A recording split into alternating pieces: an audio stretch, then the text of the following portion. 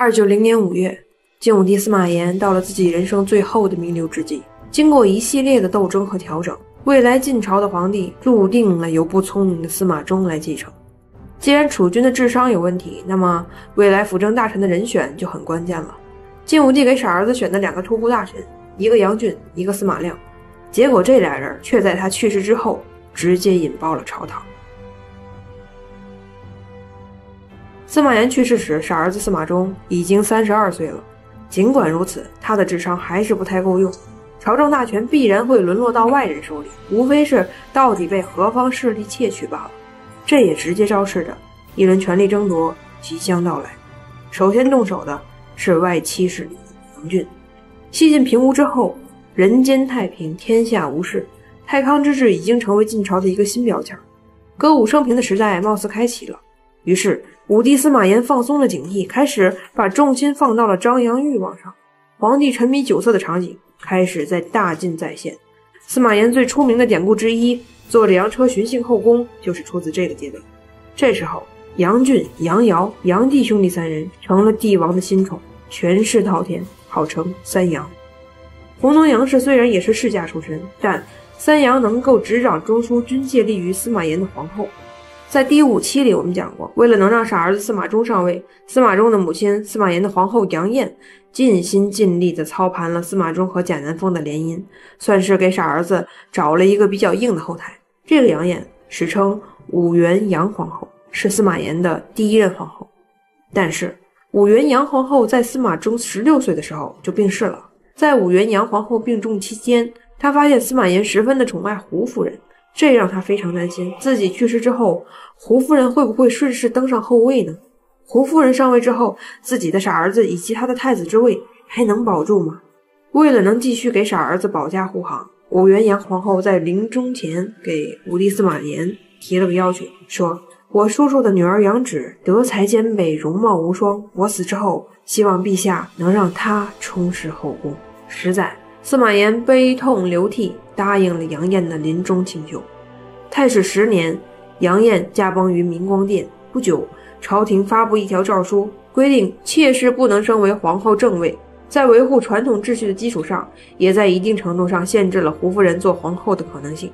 2年后，当初经杨艳推荐的堂妹杨芷入主后宫，正式被册封为皇后，史称武道杨皇后。顺便说一句，大家其实看这个谥号就知道，杨芷的最终命运一定是悲惨的，这个咱们留到以后再说。而这个杨芷的父亲就是三杨里面的杨俊，后面的故事就是经典的外戚之乱的套路了。首先，在武帝司马炎病重期间，杨俊悄悄地把亲信及侍卫人员换了个遍，以至于当武帝回光返照清醒过来的时候，震惊地发现一个人都不认识，怒斥杨俊：我还没死你就敢这样！司马炎下令把宗室里的老前辈汝南王司马亮叫到御前，结果诏书直接被杨俊扣留。然后作为野心家嘛，杨俊的目的肯定不是欺负一个快死的帝王，他的真实目的是想要复刻司马懿老前辈的事迹，篡个全玩玩。武帝司马炎由回光返照逐渐走向病重病危期间，杨俊的女儿皇后杨芷奏请皇帝任命父亲杨俊为辅政大臣。皇帝或许同意了，但更要命的是，这个命令是杨芷口头传给中书监。说明什么？说明当时正在值班的中书监华浩、中书令何绍根本没有听到皇帝本人的命令，他们听到的：一、任命杨俊为太尉、太子太傅、假节都督中外诸军事、侍中录尚书事领前将军；二、给杨俊配备参谋6人，步兵3000人，骑兵1000人，办公室迁到进宫内的卫将军府；三、从前区、游击、强弩及左右卫3部司马中调去20名干部，调殿中都尉司马中的10位，归杨俊统一指挥，保护杨俊在宫中的安全。以上这些命令全都是由杨氏传达的。诏书做成之后，中书令拿给皇帝确认，武帝司马炎看了一眼，并没有说话。事实上，这个时候武帝已经在弥留之际，说不出任何话了。2天后，武帝司马炎驾崩。按照武帝遗留的诏书规定，杨俊开始成为托库大臣，居太极殿。似乎杨俊轻轻松松敲锣打鼓般的就拿下了中枢的控制权，用了几个月的时间就取得了当年司马懿老前辈的成绩，但窃国会这么顺利吗？当初武帝病重期间，杨俊就担心皇帝会把司马亮召到中央一同辅政，于是呢，他抢先一步下令把司马亮调到豫州，离开洛阳，出镇许昌。作为大行皇帝的叔叔，下一任傻皇帝司马衷的爷爷辈，在收到杨俊要求自己立即离开洛阳的诏命之后，司马亮具体什么反应，史书无载。但是接下来他的表现就让人大失所望了。晋武帝驾崩，司马亮害怕杨俊要对自己下手，躲在家里称疾不出，闭门谢客。等到皇帝要发丧的时候，司马亮畏惧杨俊要报复自己，怂到都不敢进皇宫出殡，说自己病了去不了了。于是呢，在皇宫外面的司马门哭了一哭，做做样子就算了。尽管司马亮表现得这么懦弱，但杨俊还是想要找个由头讨伐他。司马亮很惊恐，问左右该怎么办。廷尉何绪建议说，你是先帝委派的宗师，现在朝廷大小官员都归心于你，希望你来主持公道。你不去讨伐他，反而还害怕他讨伐你吗？还有人说，你是宗室亲王，是掌管天下军事的大司马，而且还假黄钺，你手里是有兵的，直接带兵进攻，清君侧杀梁军就完了，你还怕什么？结果呢，司马亮对这些建议是通通没听，他选择连夜跑路，奔赴许昌。夺路而逃的司马亮大失人心所望，而另一边杨俊却更加的得意洋洋。先帝出殡的那天，或许是怕有人搞他，又或许是为了昭示自己的权威，杨俊并没有走下太极殿。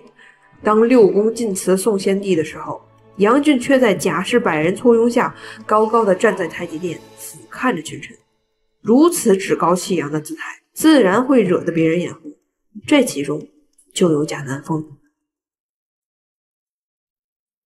杨俊突然上位了，俨然成了帝国的一把手，政治格局骤然被打破，所有人都开始蠢蠢欲动起来。禁军中的中层干部孟观、李肇等人因为屡次被杨俊欺负打压，于是呢，这会儿禁军将领悄悄地联系上了贾南风，表示如果贾后起事，禁军这边可以响应诛杀杨俊。贾南风自己也争取到了一个深宫中的关键人物黄门董猛，他是陪着傻皇帝司马衷长大的心腹太监，现在站在贾南风一边。在贾南风的战略设想当中，如果起事诛杀杨氏，那么杨俊就由禁军首领拿下，太后杨芷由太监董猛拿下，双管齐下，一步到位。现在还剩下最后一个变量，就是需要宗室藩王带兵进京，形成战略威慑，稳定政变后的朝局。和当时大多数晋朝的政治人物一样，贾南风首先想到的是联合司马亮。当初大行皇帝执政的辅政领导班子当中有司马亮，如今辅政的地位被杨俊一个人霸占了，按照常理猜度，司马亮一定很愤怒吧。于是呢，贾南风派人联络司马亮，请求一同出兵讨伐杨俊。结果呢，司马亮再次怂出新高度，拒绝了贾南风的请求，并且还劝贾南风也不要动手。他说，杨俊那个人坏事做尽，我夜观星象，老天爷很快就要把他收走了。孙媳妇儿，你也不用太担心，过2天杨俊就该暴毙而亡了。从后面贾南风狠辣果决的性格来看，估计贾南风听到司马亮怂人怂语的时候，应该不是失望，而是窃喜。你说先帝怎么就留下这么个人拱卫皇帝呢？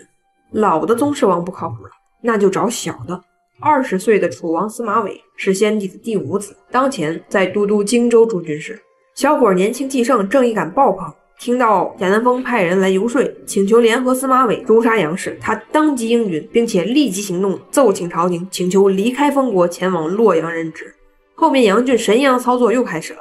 杨俊想擅权，向来呢就很忌惮武帝司马炎临终前分封的这一大批皇子王。本来他就想找个机会把司马玮从荆州提溜到洛阳，现在一看司马玮竟然要主动上表离开封国，也赶紧一口答应了。但是杨俊可比当年司马懿老前辈差远了。当初淮南一叛之后，司马懿把曹魏诸王全部迁到邺城软禁起来了。但是杨俊放司马玮入京之后，给司马玮的职务是首都的卫将军，禁军里面的北军中侯加侍中太子少傅。杨俊就这样毫不警惕地把少年果锐的藩王司马玮放到了自己眼皮子底下，还给了他不小的权力。后面的故事又很熟悉了。某天夜里，宫廷政变突然发生了。首先，贾南风假借皇帝司马衷之手，下了一道诏书，宣称杨俊谋反，给杨俊倒行逆施的行为定了性。随后，当晚禁军中值班的司马伟屯兵司马门，控制了皇宫和外面的关键出入口，并且宣布中外戒严，没有皇帝命令，任何部队一律不得行动。杨俊之前辛辛苦苦拉拢的一大批禁军将领和首都武装，现在既不知道皇宫里面发生了什么，也不知道杨俊怎么样，听到戒严的命令就只能乖乖的在营房守着。紧接着控制进宫之后，司马伟派兵包围了杨俊办公室，并且没有喊话投降这一流程，直接下令弓弩手在高处射击，防止杨俊府中的兵丁突围。政变突然发生，杨俊当时的反应是什么呢？他在犹豫。杨俊的主簿朱振建议他，司马门已经出不去了，不如把云龙门烧了，一是向叛军示威，二是烧出一条通道，三是从云龙门直奔太子府，我们拥立太子为新皇帝，然后以这个新皇帝的名义把司马衷、贾南风全抓了。平心而论，朱振的建议是有效的，你都准备篡权了，还客气个什么？但杨俊的反应呢，跟当初被他打压的司马亮一样，开始怯懦起来。正经决策下不了决心，倒是对烧云龙门意见很大。他说，云龙门是当年魏明帝花了大本钱造的，是重点保护工程，可不能烧喽。皇帝身边的侍中傅之冒死进入到杨俊的治所，提出建议，让杨俊向里突围，从云龙门突进到皇宫里面观察形势。结果杨俊还是下不了决心，最后气得傅之大骂杨俊是废物点心，扭头走了。最后结果，司马伟的部队突破了杨俊治所，从马厩里面找到了六神无主的杨俊，随即斩杀。之后，杨俊及其同党被夷三族，三杨里面另外2位杨瑶、杨继也一同被杀，古道杨皇后杨芷被幽禁。其实在当初，三杨里面不是没有明白人，杨瑶就曾经专门上书反对武帝继续纳杨芷为皇后。他说，纵观古今，一族出2后的案例当中就没有能够平稳着陆的。倘若杨芷真的封了皇后，我们杨家的命运也就该灭门了。没有积淀而富贵滔天，不加收敛堂而皇之，不知道天下侧目是什么意思吗？不知道多少双眼睛在盯着吗？杨瑶还壮起胆子跟武帝司马炎要了一份保障，说如果武帝坚持要立杨芷为皇后，那就请您给我专门下一道诏书，盖上大印，倘若以后真的有灭门之罪，你在诏书里面赦免我先。杨瑶的弟弟杨继是当年武帝司马炎身旁的贴身武官，看到自己家族逐渐权势盛满，也有点害怕，于是带上家里的亲戚一大帮人一起劝诫杨俊，让他低调一点，收敛一点。结果杨俊真的把自己当成国丈爷了，吆五喝六的把杨继呵斥一顿，轰出首都，外放河东，把杨瑶免官，以示惩戒。自从武帝续了杨芷为皇后之后，整个杨家只有杨俊一个人生了开了花，走路都恨不得飘到天上去。又是篡改遗诏，又是都督中外诸军，又是外放东王，结果呢，能跟贾南风比划一个回合吗？顺便说一句，杨俊现在的治所，也就是办公生活区，是当年曹爽的宅邸。40年前，司马懿老前辈就是在这儿把曹爽给忽悠瘸了。如今司马氏的媳妇儿又在这里把另一个权臣给忽悠瘸了，真是天道好轮回呀！政变结束了，歪七杨氏被连根拔起，首都权力易主，年轻的楚王司马伟似乎成了洛阳城里的新一任主人。但是贾南风能够容忍一个年轻的王爷站在权力顶峰呼风唤雨吗？很快，诛杀杨俊之后恢复平稳的政治格局再次被打破。皇帝司马衷下诏，当然应该是贾南风下诏，征司马亮为太宰、录尚书事加魏冠录尚书事共同辅政。至于司马伟，对不起，政治上没什么进步。贾南风仅仅通过了人事调动，就把司马伟诛杀杨俊之后的权力果实给轻松窃取了。而司马亮也迅速出手，开始排挤司马伟。实在因为司马伟年少轻狂，刚愎好杀，司马亮对这个毛头孩子很是忌惮，于是用当年杨俊对付他的那一招对付司马伟，要求各个诸王离开首都，返回自己的封国，实际上就是想夺了司马伟在首都的兵权。司马亮的这一提议获得了老政治家魏冠的同意，司马伟由此心下大恨。可以说司马亮、魏冠调动司马伟出阵治国事件，让他们的矛盾逐渐走向白热化。矛盾的总爆发在于2个小干事，司马玮的2个下级公孙弘、齐胜，因为纪律问题被魏冠抓了把柄，魏冠准备把这俩人下狱。而公孙弘、齐胜为了求自保，开始鱼死网破，绕过司马玮，跑到皇后贾南风那里，检举揭发司马亮、魏冠有篡权行为。贾南风一听，哟呵，机会来了，于是以皇帝名义下诏，令司马玮统一指挥禁军36军，废除司马亮和魏冠2公。司马玮接到命令的时候也有点懵，还想问问上级领导贾南风到底什么意思，但传旨的黄门太监要求他快点行动。禁军大军在司马玮的命令下很快包围了2公的宅邸。魏冠的参谋集团发觉了问题，说像您这个级别的干部，如果要处理也会有一套标准流程，不会上来直接就抓人，我们怀疑是有人矫诏，先不要出去。可是魏冠自以为无事，没听参谋们的意见，结果出门后当场被杀，子孙9人同时被杀。司马亮那边呢，他的手下军官李荣也发现了不对劲儿，同样劝司马亮准备抵抗一下，同样司马亮也没听。等到禁军翻墙进入府中，司马亮大呼，如果要抓我，我不抵抗，但是我要看到抓我的文件。结果禁军没搭理他，直接给他从府中提溜走了。尽管已经兵变，但是司马亮毕竟是德高望重的皇室宗师，大司马、录尚书使、辅政大臣，负责抓人的禁军一线首长始终下不了杀人的决心，就这样一直僵持到中午。当时天气太热，司马亮身体扛不住了，坐在兵车旁边，禁军方面还派人给他扇扇子。但是司马玮或许是为了保证完成贾南风交代的任务，也或许是为了斩草除根，于是冲着禁军大喊，杀司马亮者赏布天匹。于是禁军一拥而上，司马亮死于乱刀之下，尸身不全，被扔到北门的墙根下。前面引发此次矛盾爆发的齐胜继续建议说，楚王可以趁机杀入皇宫，顺势斩杀贾家方面的人，争取再进一步。司马玮犹豫了，他还在盘算着带兵进攻的风险，但是贾南风已经开始行动了。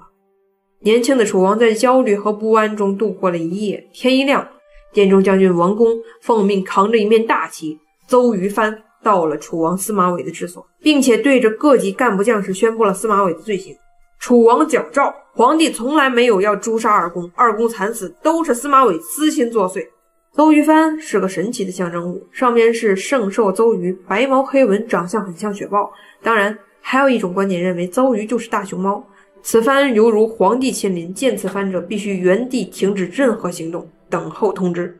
顷刻之间，禁军四散而逃，偌大的一个宅邸只剩下一个14岁的小农没逃走，陪在怔怔发呆的司马玮旁边一同被捕。最后司马玮被押赴刑场处决，行刑前司马玮拿出那份让他废除2公的诏书给监斩官们看，泣不成声地说道，我是受诏而行，我的所作所为都是为了国家，为什么最终会沦得这么个下场？我的身体是先帝给的，如今却遭受不白之冤，以至于身首异处，皇天厚土，能看到吗？随后司马玮斩首，同党被夷3族。但实际上司马玮死的冤枉吗？某种程度上来说不冤。贾南风给的诏书只是废除2公，从来没说过要杀人。2个辅政级别的干部，轮得到你一个卫戍区的团长动手吗？国家有关部门审理宣判了吗？皇帝皇后最终给这一事件定性了吗？杀人之前司马玮有没有给上级汇报请示过呢？都没有。他就是一个单纯的冲动的年轻人，被贾南风给当枪使了，还不知道大祸临头。不过还是要对司马玮的罹难抱有惋惜。整个八王之乱当中，只有司马玮和司马懿是真的想要为朝廷和傻皇帝做点什么。虽然他们的方式方法有很大问题，但是出发点也许真的不是为了夺权和作乱。可惜啊，从反杨俊开始的一系列政变，发展到最后，贾南风成了最终摘到果实的那个人。说起来，贾南风虽然残酷狠辣，但是政治斗争的手段确实得到了他老爹贾充的真传，真的有2下子。当初魏冠的女儿差点代替了自己成为皇后，魏冠还几次暗示先皇要废掉自己老公司马衷的太子之位。贾家和魏家的矛盾不可谓不深，而司马亮在先帝刚去世时，贾南风就试图联合过，就被他无情拒绝了。面对这2个有着不小隔阂的人物，贾南风竟然能够忍下成见，把他们推举到辅政高位，并且促成司马亮、魏冠、司马玮的火并局势，不可谓没手段。辅政大臣杨俊是贾南风幕后谋划诛杀的，宗师、辅政大臣司马亮、太保、陆尚书事魏冠是贾南风先给他们拉到高位，随即借司马玮之手火并除掉的。而脏手套司马玮在帮贾南风除掉了所有敌人之后，皇后却仅用了一封诏书就轻松实现了反攻倒算。从此大晋朝廷彻底落入了贾南风手中。我们总结一下，八王之乱是一个长达10几年的政权大动荡。在第一阶段，两位宗室王司马亮、司马玮先后毁灭于首都洛阳进攻中政变。螳螂捕蝉式的连续政变之后，西晋朝廷中央在自从齐王出阵以来的一次又一次的动荡之中，终于迎来了最后一个平稳的时代。大晋朝廷迎来了难得的10年安稳，这也是西晋免于自爆、免遭毁于胡人之手的最后一次机会。大晋的各项改革都需要马上开展，尤其是胡人问题必须尽快解决。此外，开国功臣的衰亡导致干部部队青黄不接，晋军方面的意见越来越成为左右政权的一股力量。凡此种种，整个晋朝急需一次大的调整。而执掌江山的贾南风会做出怎么样的选择呢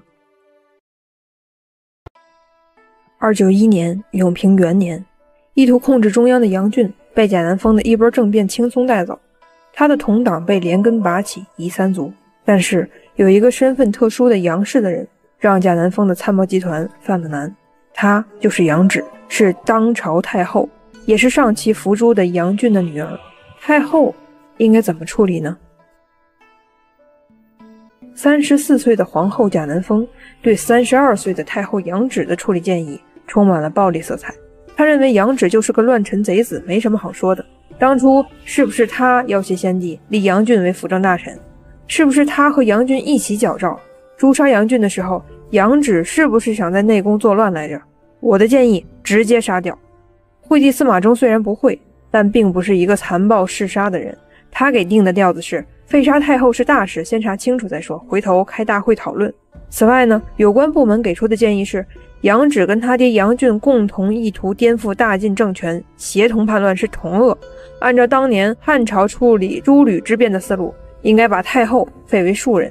作为老政治家、平衡大师中书监张华说，都在这玩典故是吧？那好，按照当年汉朝处理赵皇后赵飞燕的思路，应该褫夺太后封号，只保留皇后封号，意味着她不足以母仪天下，教训六宫，她只是先帝的老婆而已。顺便说一句，西汉后期的党争一点不比晋朝差。太皇太后王氏，就是王莽那个王氏，反攻倒算，废太后赵飞燕为皇后，挖已故丁太后陵墓，平已故傅太后坟头，然后再把这2个死人废为庶人，可谓无所不用其极。话说回来，有关部门又出来说，当初皇帝下诏免杨俊老婆庞氏，也就是杨芷的母亲不死，用以宽慰太后杨芷。现在杨俊伏诛，杨芷被废，这庞氏也没有必要留着了，建议杀掉。司马衷表示不同意，废为庶人就行，一个老太太没必要赶尽杀绝吧。但是有关部门摸透了贾南风的心思，知道他一门心思想要屠灭杨氏，于是呢3番5次的请命杀人。最后惠帝实在是拗不过，同意了把庞氏下狱处死。庞氏行刑前，杨芷失去了最后的尊严，嚎啕痛哭，向贾南风下跪磕头，只求保住母亲的性命。实在杨芷剪断头发，额头触地，身为太后，却向皇后自称为妾。结果贾南风没有丝毫怜悯，不理不睬。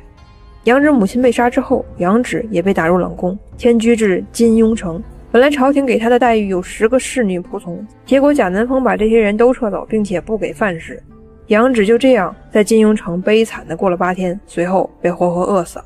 人死了还不算完，贾南风不知道从哪儿听说了歪门邪道，害怕杨芷到了地下向先皇告状，于是在杨芷的棺材上贴了灵符，并且侮辱尸体，在杨芷的遗体上用了所谓的镇邪的药。那么贾南风为什么这么恨他的这个小婆婆呢？在第6期里我们说过，当年贾南风做太子妃的时候，自己生不出孩子来，也不让别的妃子生，曾经亲手剖开怀孕妃子的肚皮，导致了1尸2命的惨案。武帝司马炎大怒，想要废了他。杨芷作为长辈替贾南风求情，说就算看在贾充社稷之功的面子上，也不能废了贾南风啊。再说了，他现在还小，不懂事儿，性格泼辣很正常。靠着杨芷的求情和荀彧等人的上书，贾南风才免于被废。事后杨芷借着这事儿好几次敲打提醒贾南风，要求他以后收收性子，做个好媳妇儿，以后太子登基了，你还得母仪天下呢。然而呢，贾南风丝毫没有念及杨芷对自己的恩情，就只记得这几次敲打和数落了，从此怀恨在心，并且埋下了深深的怨恨，以至于10几年之后都要置杨芷于死地而后快。又狠又毒，但是吧，贾南风却还偏偏确实有那么点手段。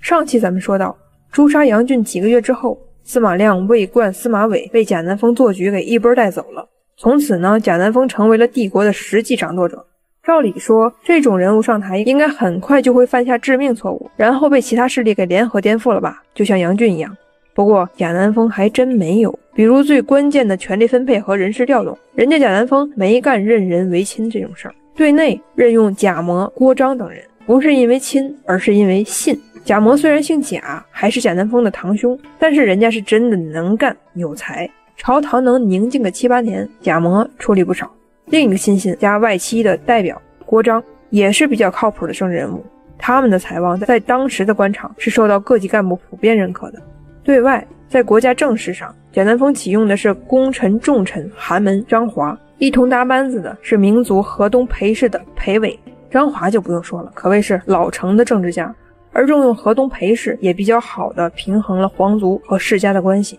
有一说一，贾南风对权力的重新分配十分明智，对无才的自己人可任用而不重用，对于有才的自己人可重用而不滥用，对真正能稳定局势的外人重臣如张华、裴伟等人，即使互相之间有点局龉，也不会在圈子内部下死手，尽量保持团结，比对他婆婆杨芷好多了。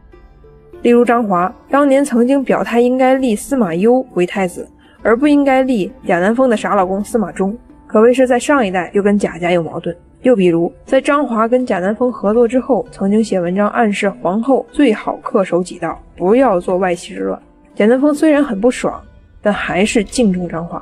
不得不说，贾南风确实有两下子，真的继承了贾充那种顶级老官僚的手腕和意识。贾南风执政期间呢，与武帝司马炎在位期间没完没了的爆发党争相比，这一阶段外戚、宗王、世家之间都能够实现较为融洽的团结，整体上各司其职，用人得当，中枢稳定，社会运转也比较有序。不管后来人们，尤其是修进士的唐朝官员们多么厌恶贾南风，也不得不承认，他执政的那段时间是西晋历史上为数不多的清平时代。只可惜，如果他一直这么清醒就好了。朝堂恢复宁静了，日子一天一天的过，可是贾南风还是生不出自己的儿子。随着贾南风的年纪越来越大，他生儿子的概率越来越渺茫，但太子却越来越成熟，太子党在朝廷的分量越来越重。贾南风的智商似乎随着太子的年长而逐渐下线了。太子司马昱是大家的老相识了，在第4期里，司马炎执意要传位给杀儿子司马衷，一个重要的原因就是司马衷虽然不行，但是孙子司马昱却非常靠谱，所谓好生孙。为此，武帝司马炎又是说司马昱能兴盛大进，又说司马昱虽然是我孙子，但是很像我爷爷司马懿之类的话。总之，不断的给这个小孙子增加合法性。如今10几年过去了，好生孙司马懿长成什么模样了呢？怎么说呢？有一点奇怪。比如10载，司马懿喜欢在宫里卖肉，并且练就了一手绝活司马懿刀。你说你想要多少肉，司马懿一刀下去，斤两不差，差了包赔。唐朝修史的官员跟我们一样，也感到很好奇，就在后面给我们补充了一句，说这孩子可能是因为他姥爷是杀盐客，才爱好这一口。再比如，作为未来晋朝最大的土财主，司马懿有感于卖猪肉来钱太慢，于是呢，他开始提升产能，增加产品种类，并且发动群众，召集婢女太监在宫里一起卖菜，主要产品有蔬菜、篮子、鸡鸭鱼以及农粮副产品。再比如，太子舍人杜熙对司马懿的地位感到担忧，天天劝他要小心贾南风，你又不是皇后亲生的，应该早做打算。杜熙天天说，年年说，把他给说烦了。于是司马懿一怒，决定在杜熙座位的坐垫上塞上钉子。可怜的杜熙啊，屁股上被扎的全是洞。不知道司马炎在天有灵看到好圣孙这么热衷于做买卖，会有什么感想？和很多改变历史的大事件一样，太子跟贾家矛盾的总爆发也是起源于两个小辈儿之间的小冲突。贾密是贾南风的侄子，仗着贾南风的威势，从来都不把太子司马懿放在眼里。司马懿也不愿搭理贾密，经常把他一个人撂一边。而到了谈婚论嫁的时候，贾南风给贾密许配的是未来太尉王衍的大女儿，很漂亮，而司马懿许配的是小女儿，也许没那么漂亮。司马懿更是怀恨在心，并且当场说了一些难听的话。最后在一次贾密跟司马懿下围棋的时候，两人争棋路，这一行为被司马懿的叔叔成都王司马颖看见之后，当场呵斥贾密不懂规矩。贾密内心更加不平，决定出击。成都王司马颖维护太子，怒斥贾密的表现很帅，但是很快就遭到了打压。由于贾密的诋毁，司马颖被踢出京城，外放到邺城任平北将军。当然作为后来人，我们知道眼下被排挤外放的司马颖恰恰是在邺城发展了一支自己的军队，并在不久的将来杀入洛阳皇宫。嚣张跋扈是贾密这种小衙内典型特征，他决定一不做二不休，彻底整死太子。于是呢，跑到了贾南风那儿，污蔑太子有计划要诛灭贾氏满门，并给贾南风提出建议，换人即废掉太子。就这样，帝国的实际掌舵者贾南风在清平了8年之后，把智商和冷静抛之脑后，做出了一个彻底毁灭西晋的疯狂决策，废杀太子。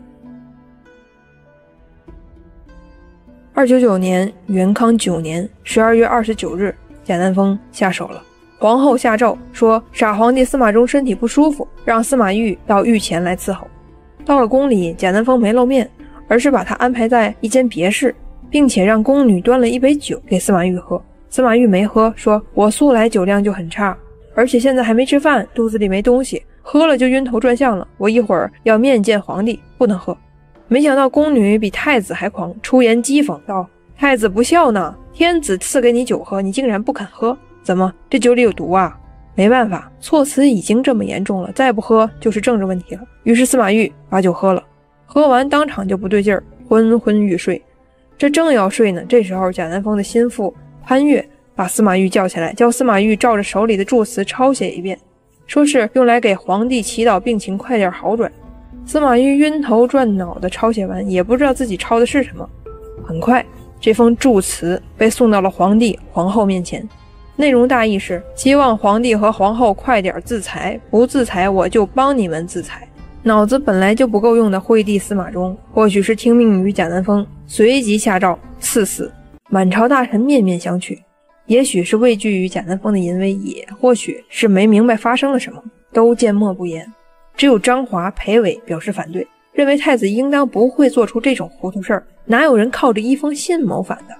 他们要求把这件事儿交给廷尉调查，认真仔细审理之后再结案。双方态度都很强硬，僵持了1天，贾南风率先妥协，他放弃了杀人的诉求，选择废掉司马懿的太子之位，幽禁在金庸城，不久又幽禁于许昌。但是废太子的后续影响还没结束，司马懿此时只是被废，还没有被杀。八王之乱中的第3王司马伦登台了。司马伦是老乌龟司马懿先生在老乌龟一般的年龄生下的第9子，而这个司马伦也致敬了自己的老乌龟父亲，在自己老乌龟一般的高龄模仿老乌龟父亲的事迹，造起反来了。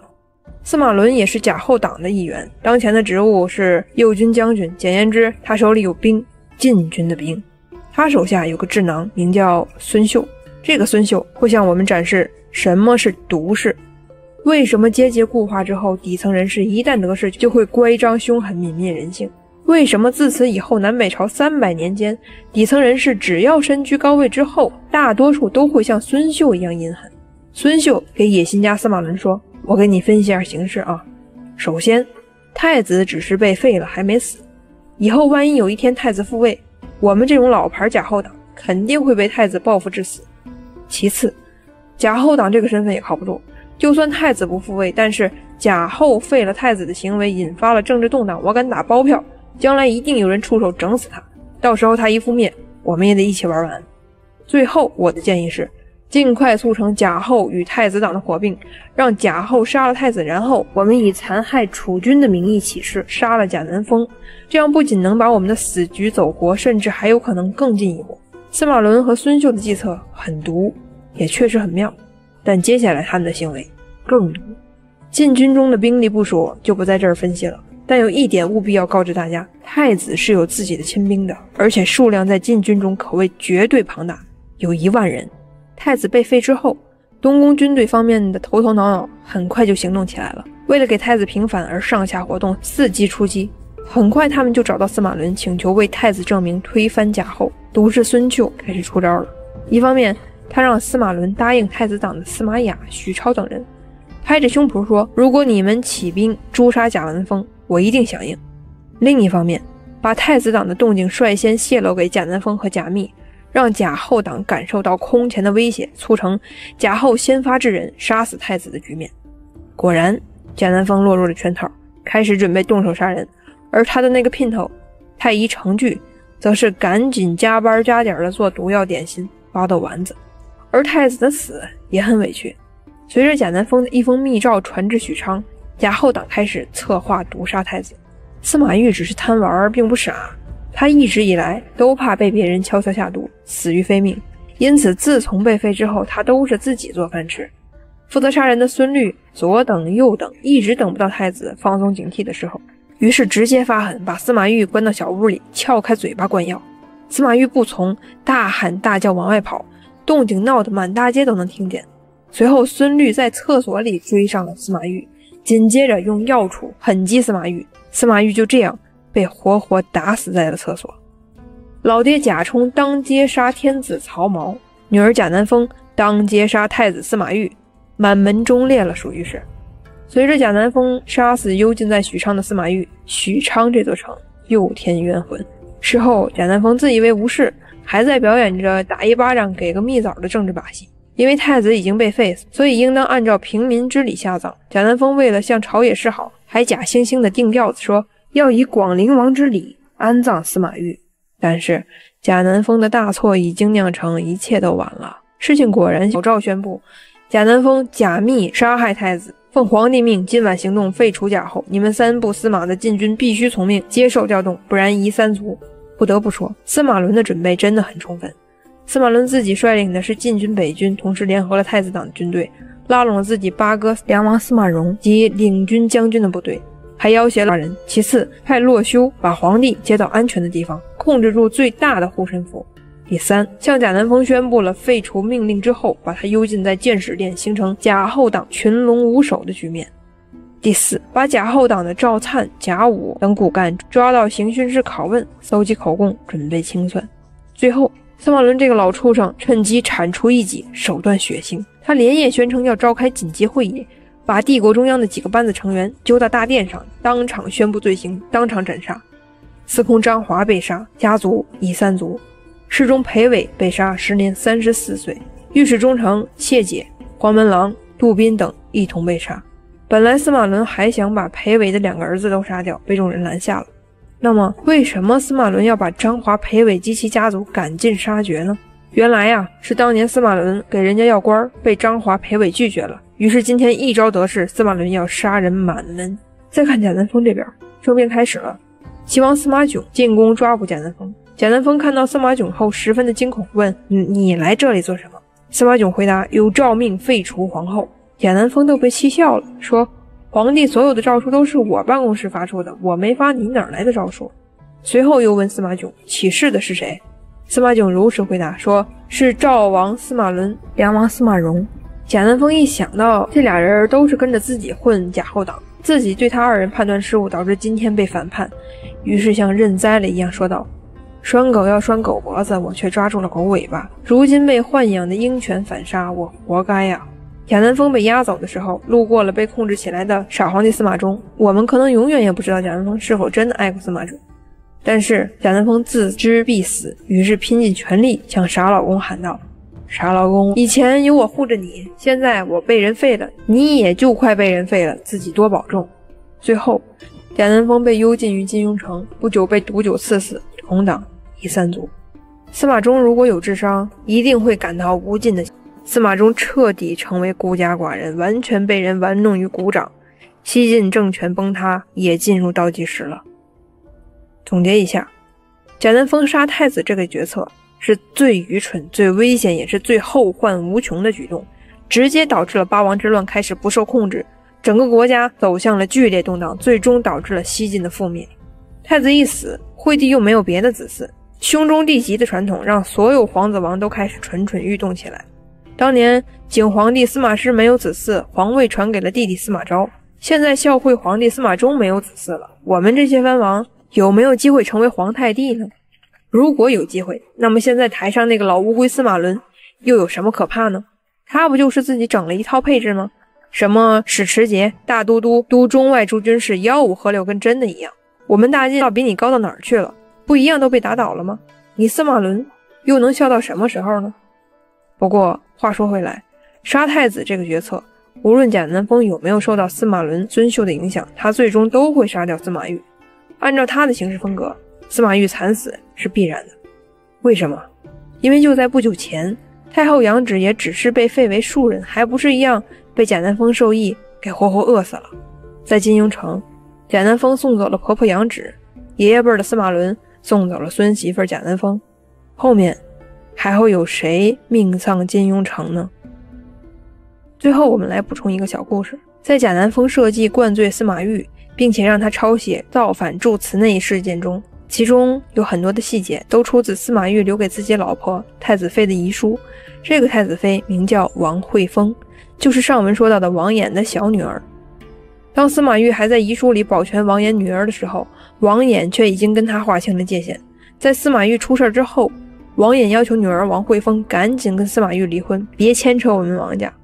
所以说啊，王衍这种小人，难怪十几年之后羯族首领石勒抓到他，最终决定用板砖把他拍死。难怪50年后桓温北伐，看到神州陆沉，中原百年废墟，仍然要骂他王衍罪责滔天，千古罪人。而那个原太子妃王惠丰，在王衍要求他离婚的时候，却选择了有志有节。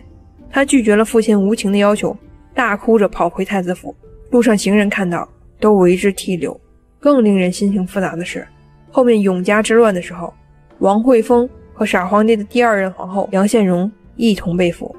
生当乱世，我们无法站在他们两个人的立场进行所谓的价值评论。我们所知道的是，杨宪荣为了生存选择了再嫁匈奴人刘耀，而王惠丰却选择了壮烈的死亡。他说，我是太尉之女，是皇太子妃，可为义而死，不为胡所辱。随即便被胡人杀害。政变又结束了，贾南风被杀，司马伦像以往的政变者，给自己也来了一份擅权套餐，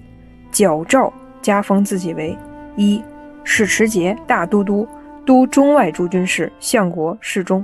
史官很幽默，说这情形一如当年宣王辅佐曹芳，司马昭辅佐曹髦的样子。2给自己配置左右秘书长、司马、从事中郎4人，参谋10人，院属20人，配置兵力10000人。3大肆安排亲信出任进宫和中央重要岗位，譬如任命儿子司马夫担任宫中侍卫的主官、冗从仆射等。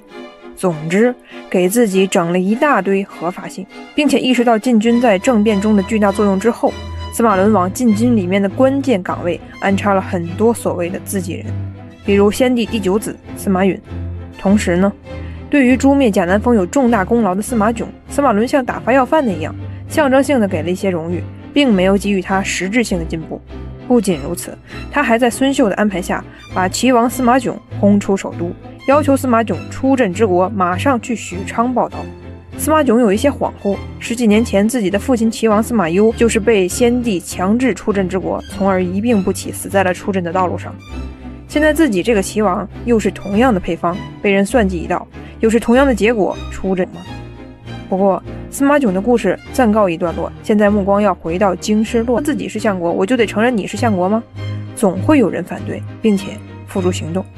这次率先发难的就是司马允。作为就是被司马伦安排在禁军里面的自己人，先帝的第9子，傻皇帝的弟弟，他虽然没有在禁书八王之乱那一卷当中，但是仍具有重要意义。司马允早在10几年前的太康10年，就是武帝司马炎临死前的大分封的那一年就出镇之国，那么多年一直在荆州地区任职。元康9年299年，司马允从地方到中央入职，第2年就发生了贾南风杀太子事件。太子罹难后，当时颇有一部分人想要让司马允成为下一任接班人，可见司马允的能力和声望。老家伙司马伦废除贾南风之后，或许是忌惮，或许是拉拢，当然也有可能是信任，给司马允的待遇是骠骑将军、开府，并且让司马允在禁军中领了中护军。司马允没搭理这老帮子，在他眼中江山是武帝一脉的江山，司马允这个老东西在根源上就没有任何合法性，现在还搞什么都督中外诸军、百官总己这种不臣之举。于是司马伦直接学宣皇帝玩起了阴阳死士那一套，准备找个机会向太爷爷司马懿致敬，完成晋朝版高平陵的成就。司马伦知道之后，试图用合法手段干掉司马允，宣布人事调动，升任司马允为太尉，马上去报道，同时免除司马玮在禁军中的职务。司马允本来就想通过称疾不出来拖延，没想到司马伦让司马允强制交权，忍无可忍的司马允决定当场造反，率领自己从封国带来的亲兵700人，径直冲向司马伦的治所，并且在进宫中大喊：赵王司马伦造反，我现在要去铲除逆贼，忠义志士想要报效国家的，露出左臂，跟我一同前往。一时间归附者众多。虽然司马允只带了700人，但是史书明确说了，这些人都是武林高手，而司马伦那边给自己拉拢的军队根本抵抗不住。但是黑天鹅事件又发生了，老家伙司马伦的儿子司马迁眼下正好在门下省值班，听说了之后呢，立即组织了一批人，假称是皇帝派援兵来帮助司马允的，实际上则想把司马允从武林高手中骗出来，实施斩首行动。司马允信以为真，于是呢脱离部队前去接旨，结果一露头就被斩杀了。时年29岁的淮南王司马允就这样下线了。他被杀之后，司马伦又开始了老一套大清洗，紧接着又是几千人被杀。那么为什么司马允并没有推翻司马伦？我们还是要尽量还原这次斗争呢？因为2个重要的影响。第一，尽管司马伦也是非常的虚弱，但至司马允被杀为止，在整个洛阳城再没有势力能够对抗司马伦，由此可见帝国中央的混乱和虚弱。第二，正是因为没有人能制衡司马伦，所以他才敢干出登基称帝这种丑事儿。也正是因为如此，才导致了地方藩王势力带兵进京擒王的发生。老得像僵尸一样的司马伦几乎已经获得了人世间的一切，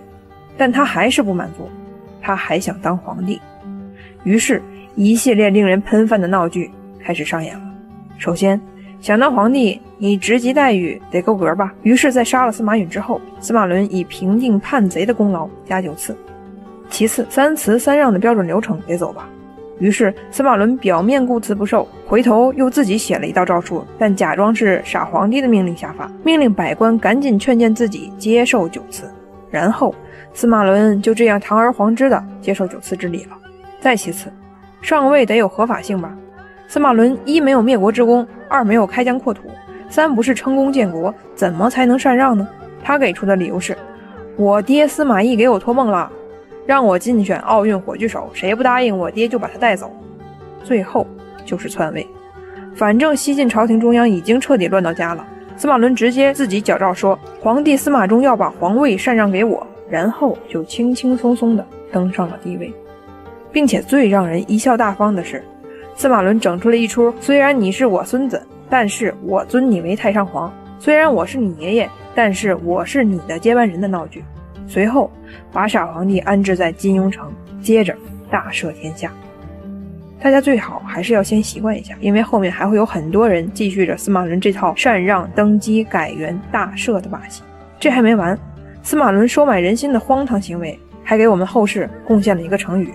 实载。为了体现新朝新气象，司马伦大肆封赏，比如皇帝左右的侍中、散骑常侍这样的高官，在宫廷人事编制中一般只有4人，结果司马伦却封赏任命了上百人。再比如，司马伦还给全国2000担以上的官员全部封侯，这样的荒唐之举不可胜数。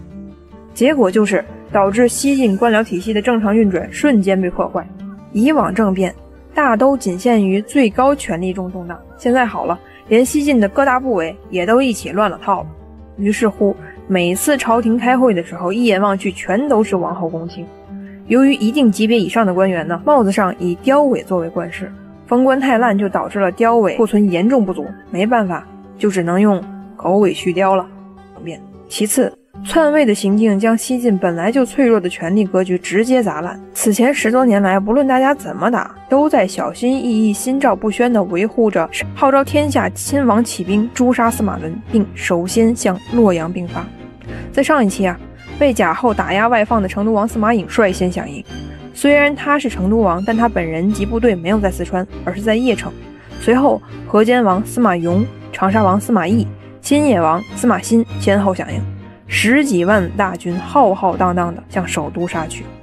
诸王起兵的消息传回首都，皇帝司马伦大为惊骇，宣布京城戒严，并且把首都的卫戍部队尽数开出，抵御叛军。在这儿咱们先暂停一下，先别着急出去打仗，必须要停下来算一笔账，不然就无法回答横扫天下的中原铁骑为什么打不过区区几万胡人这个总矛盾。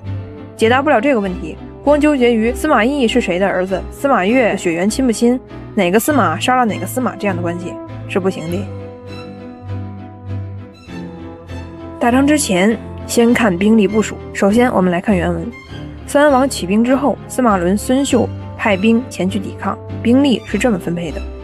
孙辅、李严率兵7000自延寿关出，张宏、蔡璜、吕和率9000人自鄂坂关出，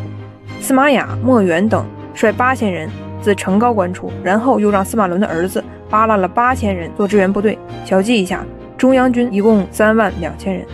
然后在我们未来的乱世忠良，但是眼下还是司马伦的小狗腿闻鸡起舞的刘琨先生的传记中提到了这次作战。此时孙秀的儿子孙慧和刘琨一同率领3万人迎击司马颖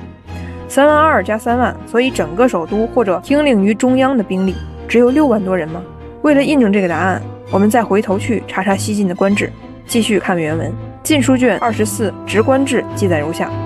四军，魏明帝时有左军，武帝司马炎又置前军、右军，太史8年又置后军，前后左右4军，共4000人。武校，汉朝官职延续至今，分别是屯骑、步兵、乐骑、长水、射生等校尉，共5000人。二营，机弩、机射各2500人，共5000人。最为主力的6军分别是领军、护军、左右卫、骁骑、游击为6军，没有具体数字。根据司马伦篡位时矫诏，增相府兵为2万人，与宿卫同，那么应当为2万。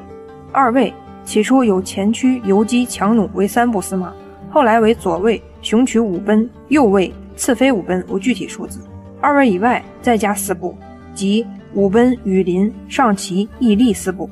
这些部队编制的配置大约与武校相同，各置1000人。另有太子府，武装力量约10000人。原文在裴伟传里面，当年裴伟害怕贾南风对太子下手，于是增加编制，将东宫力量增加至10000人。那么禁军里面宿卫皇宫的一共多少呢？各不相同，有人算的是5万，有的人算的是55000，我自己算出来的是64000。这是宿卫皇宫的。那么皇宫以外，整个洛阳城的力量应当与宿卫军大体一致，也就是进宫之外，洛阳城中也有5到6万兵力。最后得出整个首都约有精锐大军10到12万之间。当然这个数字也不是胡说的，理由有3个。第一个依据是我们通过上面的官制一点点算出来的128000人。第二个依据，根据司马炎阅兵时的数据，整个洛京的部队有36军，如果按照曹魏制度，每军3200人，得出共计115200人。第三个依据是根据魏晋善代之际几次中央禁军的大规模行动来判断。例如平定淮南2叛、关秋俭叛乱时，司马师从洛阳带出了10万禁军，浩浩荡荡地出发淮南。那么由此我们基本可以得出结论，整个洛阳的部队大约就是在10余万左右。好了，现在可以回来看看眼下八王之乱的时候整个西晋的兵力情况了。从292年开始，首先政变杀杨俊，禁军被清洗一遍，然后政变清算司马亮、魏冠、司马玮，禁军又被清洗一遍，最后司马伦政变杀贾南风，禁军又被清洗一遍。那么眼下司马伦划拉出来6万多禁军出去打仗，再加上一部分一定要在皇宫值班宿卫的兵力，再加上一部分支援用的预备队力量，连同之前被反复清洗而损失的禁军，整个西晋中央的兵力大约就是在10万人左右。什么？你问地方兵都督诸军事的亲王的话。到此为止，咱们的逻辑终于通了。实际上呀，整个西晋王朝的兵力就是10余万人，打光了就没了。地方部队是不会听中央的，一方面地方无兵力，冒出来的兵都是藩王自己招募的，另一方面在制度安排上，有了兵也只是各位都。建武帝执意要把司马衷送上皇位，并且在死前大肆分封皇子王，这就导致了无论是外戚杨俊，还是皇后贾南风，甚至是贾南风与张华、裴伟等重臣形成的有效的政治联盟，都难以压制地方藩王势力。他是糊涂的、大意的。他的改革直接导致西晋皇族对政治的参与，在4000年历史中都是最深的、最广的。有的人卫戍皇宫，有的人领兵在外，有的出镇边疆，有的执掌中枢。总之，司马炎的临终时心存侥幸的举措，为西晋连环的大规模的无止境的藩王政变和地方举事创造了制度基础。所有的实力派，不论是外戚、藩王、军阀、士族，哪怕是胡人，只要拥有一定的甚至小小的实力，总是会想尽办法颠覆最高政权，实现更替或禅让。这种局面会一直持续下去，贯穿整个南北朝300年，困扰着一代又一代的政治家，哪怕是那些胡人君主，也是分外苦恼。眼下西晋的特殊情况是，人们根本找不到一个能够团结绝大部分群体的权力中心。任何2个司马一旦相遇，就会启动司马帝陵定律，杀死对方。于是八王之乱的最后一个阶段，猛烈的、野蛮的、没有底线的斗争开始了。永康2年301年，老得像僵尸一样的司马伦篡了孙子辈的权，自己僭越当皇帝了。这种荒唐的举动自然招致了诸王的反对。齐王司马囧首先发难，传檄天下，号召诸王进京杀贼，一时间响应者云集。此时群雄逐鹿的三国时代才刚刚结束了20多年，从此以后想要再享受来之不易的天下太平，需要300年后了。以齐王司马囧为首的三王举义，浩浩荡荡的带着几十万大军杀向了首都洛阳。实际上总共有5位藩王起兵，3王是其中比较强的3个，他们分别是齐王司马囧出镇许昌，都督豫州诸军事；成都王司马颖出镇邺城，都督冀州诸军事；河间王司马颙出镇长安，都督关中诸军事；新野公司马欣出镇襄樊，都督荆州诸军事；常山王司马懿镇长山国。多路大军声势浩大向首都奔去，司马伦不害怕是假的，于是他决定像自己当初篡权一样，再玩点邪乎的。实在司马伦日夜派人到供奉自己老爹司马懿的庙里求神问佛，祈祷司马懿显灵。恰好派去的官员也想在领导面前显示一下工作成绩，就说宣皇帝已经说了，贼军在某月某日必会败亡，您不用担心。孙秀也是一样的套路，在家里大摆祭祀台，找几个神棍一起算命，算出来良辰吉日就跟义军决战。这样的荒唐之举不胜枚举。另外一边，按说诸位藩王率领几十万大军吊民伐罪，讨灭逆贼，多路齐头并进，应该很快就能杀入皇宫，把司马伦给抓了吧。结果却令人大跌眼镜。齐王司马囧先生的军事水平确实有点肿，他所率领的许昌方面军多次被朝廷中央军打散，但又多次重新集结起来战斗，在杨敌颍阴一线反复拉锯。许昌方面军进展不利，成都王司马颖率领的邺城方面军也好不到哪去。黄桥大败让司马颖一度想要回师自保，幸亏参谋集团的卢志、王念等人劝说司马颖说不能撤退，撤退就是大溃败，并且又挤出来8万人，由王念亲自带队前往前线，与中央军摆开决战的架势。老将士司马伦一看对面都快梭哈了，不加筹码是不行了，于是呢，让我们未来的中流砥柱刘琨先生带领最后的3万禁军跟司马颖在黄河边上决战。结果刘琨先生大败而归。躲在皇宫深处的司马伦和孙秀已经不敢出门了，他们惴惴不安，愤懑不知所措。或许此时此刻他们后悔去触碰皇位这个禁果了吧。随后司马伦、孙秀多次召开集体会议，商讨当前的局势。有的人说在归拢洛阳城里的活人，抵抗到底；有人说应该再搞一次内部大清洗，把不听话的人都杀光；还有人说赶紧造大船出海跑路吧，幸运的话还能早点发现南北周。当三王举义打得如火如荼的时候，当司马伦、孙秀还在犹豫的时候，西晋的老传统政变又发生了。4月的某个深夜，宗室大臣司马崔、禁军高层王瑜率领700禁军杀进皇宫，三部司马在皇宫里面响应，一股力量分头诛杀司马伦一党。当夜，孙秀及其党羽被一网打尽。愤怒的禁军们复刻了几个月前老僵尸司马伦残害张华时的混蛋行为，对这些被抓的老僵尸一党当场审讯，当场定罪，当场斩杀。同党全部伏诛之后，被军人们提溜起来的所谓的皇帝司马伦只好下诏退位。他说，现在坏蛋孙秀已经伏法了，我也不想当皇帝了，咱们迎回太上皇司马衷吧，然后我就回家务农。不知道他是真的天真还是心存幻想，已经处于权力最高峰的人，在政治斗争中败下阵来，竟然还想奢望保全自己吗？前有曹爽不识富家翁，后有司马伦回家务农，人呐，不要自己骗自己呀。政变又结束，一些西晋老传统的东西又出现了，比如让禁军举着邹鱼幡敕令皇宫内罢兵，比如把傻皇帝从金庸城接出来复位，比如把司马伦扔到金庸城，随后不久赐金屑酒毒死。那么诛杀司马伦给我们大晋带来了什么呢？是皇帝神圣性的彻底消解，是中央禁军在野战和政变中被诛杀殆尽，是稳定的官僚体系变得破烂不堪，是一场死了10余万人的灾难。司马伦伏诛了，傻皇帝又回来上班了，三王举义也应该画下一个句号了。还是我们西晋的老传统，大肆封赏的环节到了。齐王司马囧作为首倡起义的宗室领袖，本身就具有大义名分在，因此呢，加9次拜大司马。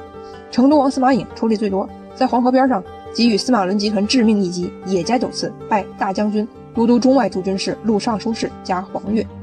关中的河间王司马颙，他本来就是一个两面派，一开始并没有响应司马囧的号召，反而把司马囧派来的联络的信使绑了，送到洛阳表忠心。不过后来呀，司马囧看到二王声势浩大，打不过就加入，于是呢，反过头来加入举义大军中去讨伐司马伦了。念在他略有功劳，因此被封赏为加3次进侍中、太尉。权力的蛋糕分完了，但是彼此之间的矛盾早在战争还没有结束的时候就埋下了厮杀的种子。起初三王举义的时候，是成都王司马颖率先抵达了他忠实的洛阳，直到1个多月之后，司马囧才姗姗来迟。但是司马囧自以为功劳最大，开始有了擅权的影子。司马颖此时还表现得颇为有理，表示这都是司马囧的功劳，我就不在这儿贪天之功了。紧接着高风亮节的率领部队离开了首都，回到了大本营邺城。至此为止，似乎一切又回归稳定了。傻皇帝回来了，新太子也确立了，年轻的摄政王大展手脚，蒸蒸日上的西晋应该继续光照四方了吧。但是我们都知道，灾难并没有就这样结束。这个司马囧，尽管他是贤王司马攸的孩子，尽管他首倡起义，尽管他披坚执锐厮杀在一线，但是他还是不可避免地走上了权臣的老套路，放纵欲望，谋求篡权。首先，志得意满的司马囧自己也来了一套篡权配置，也有了野心。实在，司马囧拜大司马加9次，配备礼仪器具，一如当年宣皇帝辅佐曹芳，景帝辅佐曹髦，文帝武帝辅佐曹奂的场景。一句话，司马囧有篡逆的念头。其次，司马囧认为自己得享受一下，当年曹爽私自使用皇帝的器具，杨俊天天住在太极殿，他们可以，我为什么不行？于是开始大兴土木，修建豪华宅邸，沉迷酒色，懒得上朝。最后他又犯了每个权臣都会犯的错误，譬如任人唯亲啦，排除异己啦，残害忠良啦，等等等等。也许今天我们会痛心疾首地说，司马囧你怎么如此沉沦，被酒色权力欲望给异化了呢？你忘了你的初心了吗？而司马囧却只会微微一笑，笑话我们说，一群井底之蛙，你没享受过天下风光，怎么能知道有多爽？话说回来，司马囧一整套的骄纵专权很快就给人留了口实，或者说无论他怎么做，都会有人联合起来把他驱逐甚至消灭。原因就是一个朝廷怎么会存在2个加9次的人呢？你司马囧也配辅政吗？所有武帝的子嗣都会有这样一个疑问，他司马囧是齐王司马攸的孩子，是景皇帝司马师的孙子，而景皇帝这一支早在开国的时候就定了名分，永远没有机会染指皇位。为此当年武皇帝甚至把亲弟弟逼死，他忘了吗？现在司马囧既然在朝堂上做出了像老祖宗司马懿一样篡权的举动，请问在其余武帝子嗣眼里看，他够格吗？尽管傻皇帝司马衷的子嗣全部都被残害了，尽管你司马囧装模作样的立了傻皇帝的侄子为太子，但是我们这些亲弟弟还在，你一个外人也敢分配蛋糕，也配当弟弟？于是啊，真正的弟弟们开始纷纷站队，已经极度虚弱的朝堂再次划分为2个阵营，准备再来一次内斗。派系是这样划分的：齐王司马囧高高在上，于洛阳进宫内主持西进工作；成都王司马颖高风亮节地回到了自己的封国邺城。两面派河间王司马颙还是窝在自己的大本营关中，小年轻司马懿被留在了洛阳城，留在了司马囧的身边。司马懿在三王举义的时候也响应了司马囧的号召，在一定程度上来说，他是有着大义名分和是非观的。司马伦倒台之后呀，司马懿又因功被加封为辅军大将军，在禁军里面领左军将军。同学们，当你看到某个人在我们西晋的禁军中有职务的时候，就要警惕了。司马懿曾经明确地表示，由司马囧辅政不行。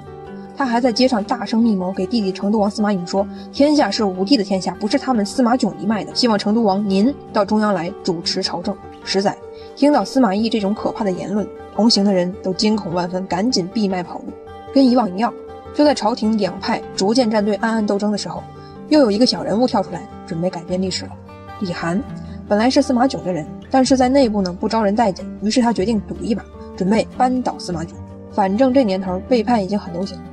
李涵跑到镇守关中的司马颙处，给司马颙说，我有皇帝密诏，皇帝令你起兵诛杀司马囧。在眼下的西晋，你别说密诏了，就算你把傻皇帝司马衷搬到眼前来，也不见得有人听你的。但此时河间王司马颙竟然信了，并且开始准备发兵讨伐。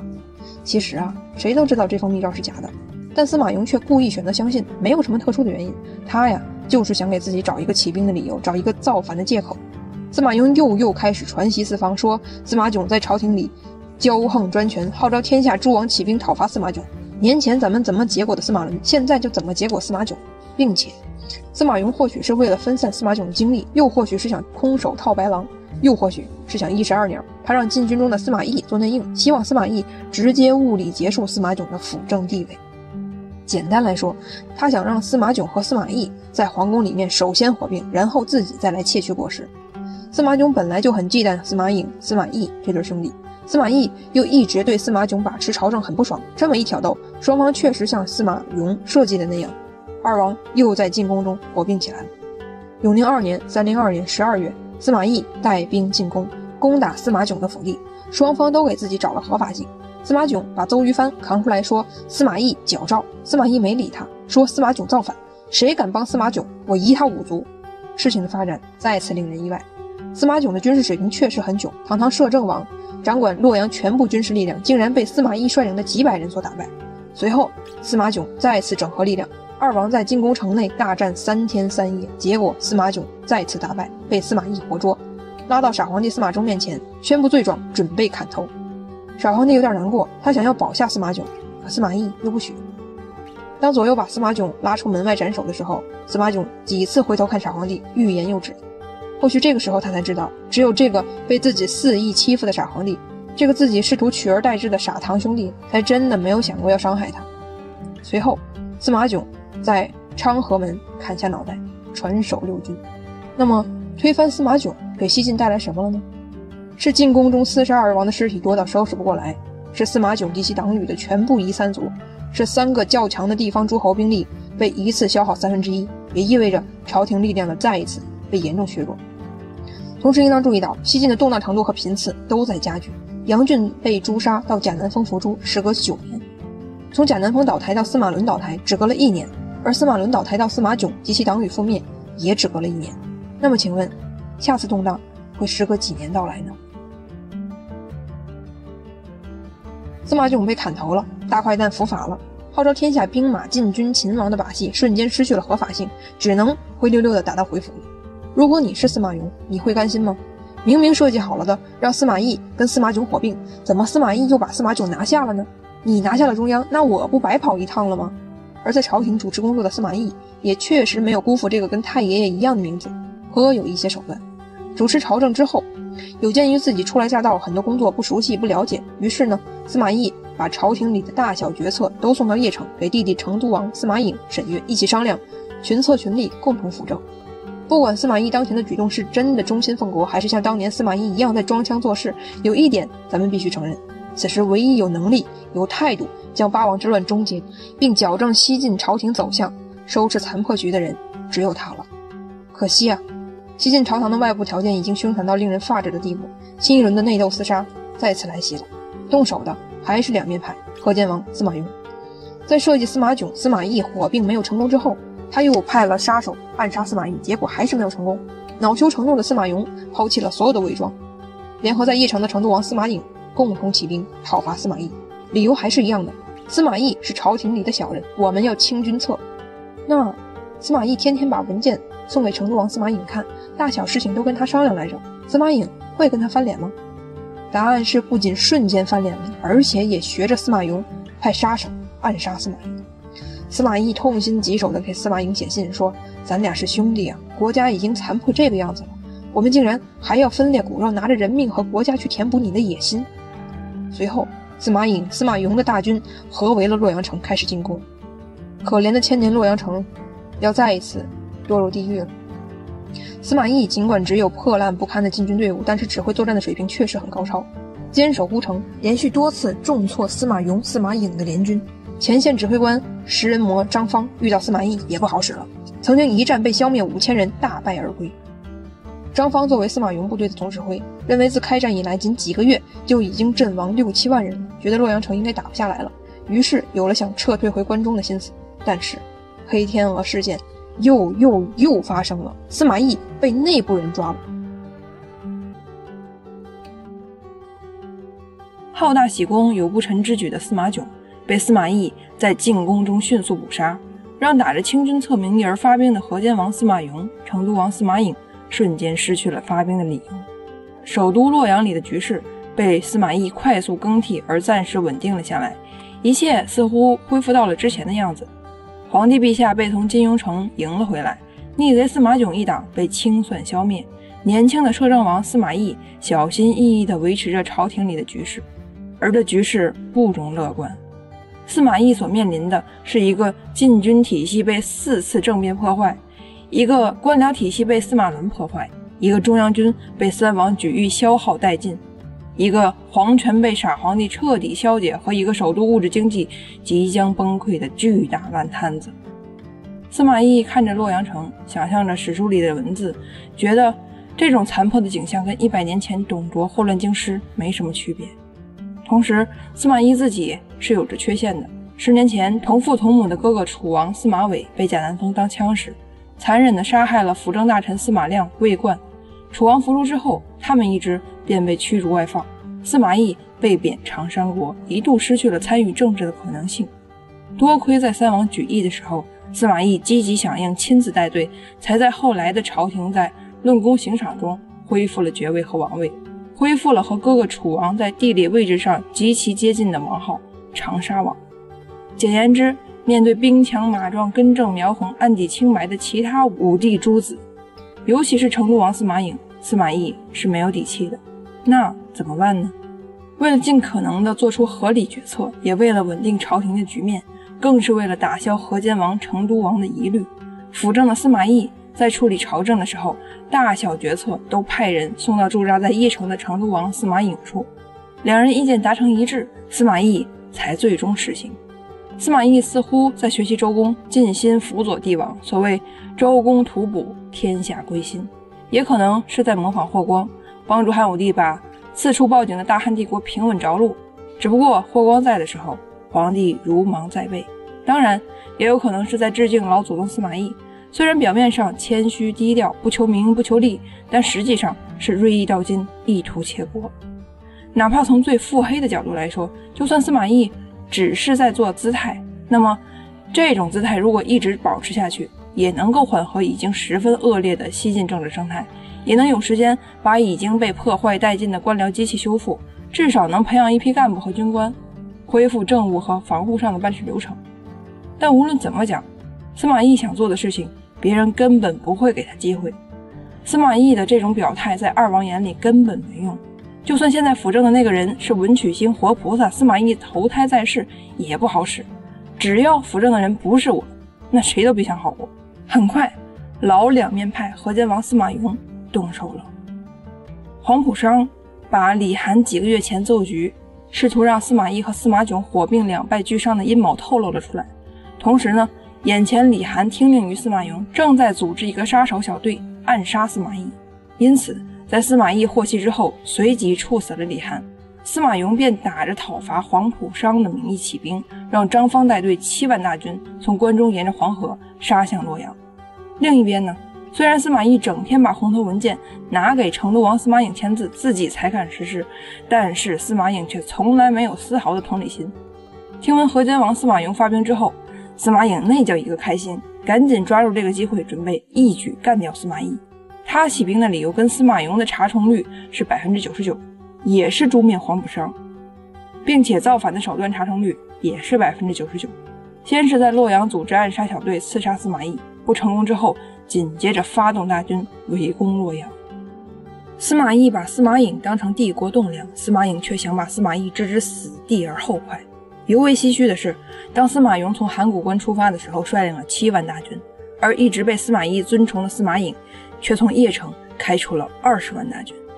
太康2年夏天，二王的军队把洛阳层层叠叠地围住，开始攻城。食人魔张方作为前线总指挥，率领20几万大军发起进攻，整个洛阳城就像大海里的一叶扁舟，被汹涌的叛军反复冲锋。不过司马懿不愧是整个八丸之乱里唯一靠谱的人，虽然只是坚守一座孤城，但却指挥得当，多次挫败联军的进攻。联军甚至一度突破洛阳城的西门，又被司马懿亲自率禁军给打退了回去。张方一战损失5000人，包括陆逊的孙子陆基在内的16位高级将领，或死于战场，或殒命于内部斗争。司马颖、司马雍联军的信心开始动摇。在反复拉锯、反复绞肉的境地下，司马懿首先表态妥协，给司马颖去了一封信，晓之以理，动之以情，说国家已经残破成这个样子了，再这样下去，整个帝国必然会在自相残杀中毁灭，我们为什么还要分离骨肉呢？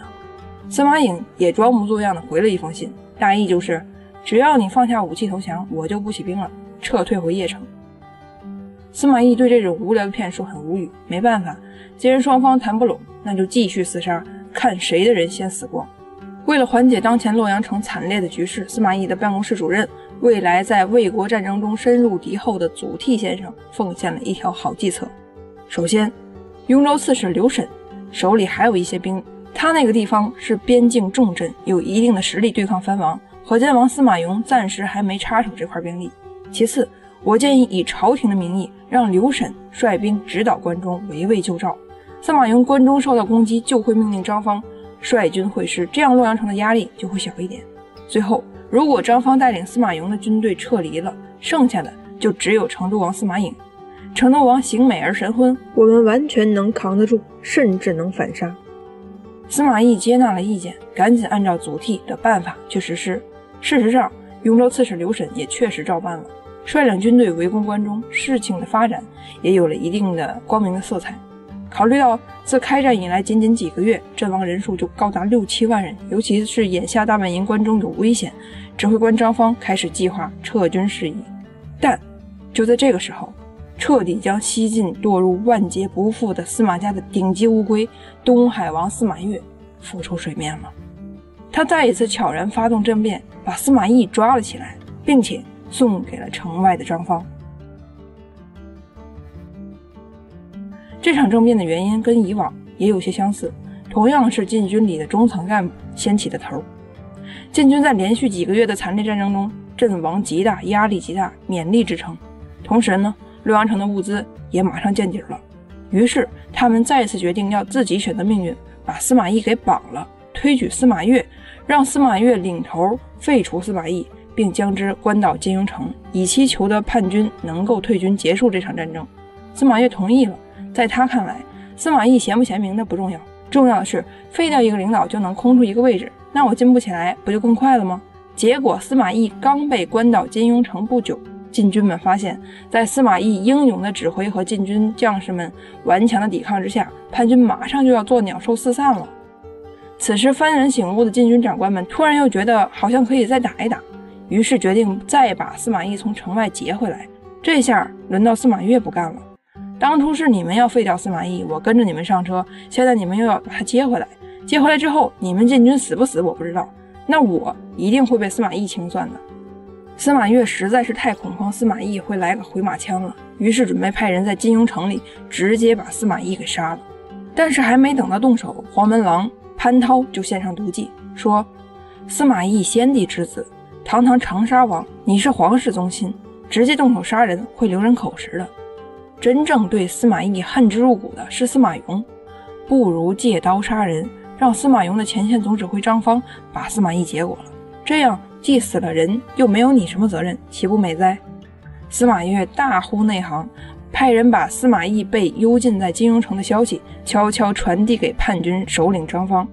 张方刚想要撤军，城内的阴谋家们就已经把敌方指挥官给绑了，还告诉自己指挥官的位置。于是张方派专人率领3000士兵重点进攻金庸城，把司马懿从城中夺了出来。然后残忍嗜杀的张方把司马懿架在火堆上活活烧死，用以震慑洛阳城中还在抵抗的残余势力。实在司马懿被害时冤声震天，痛彻心扉，三军闻之莫不流泪。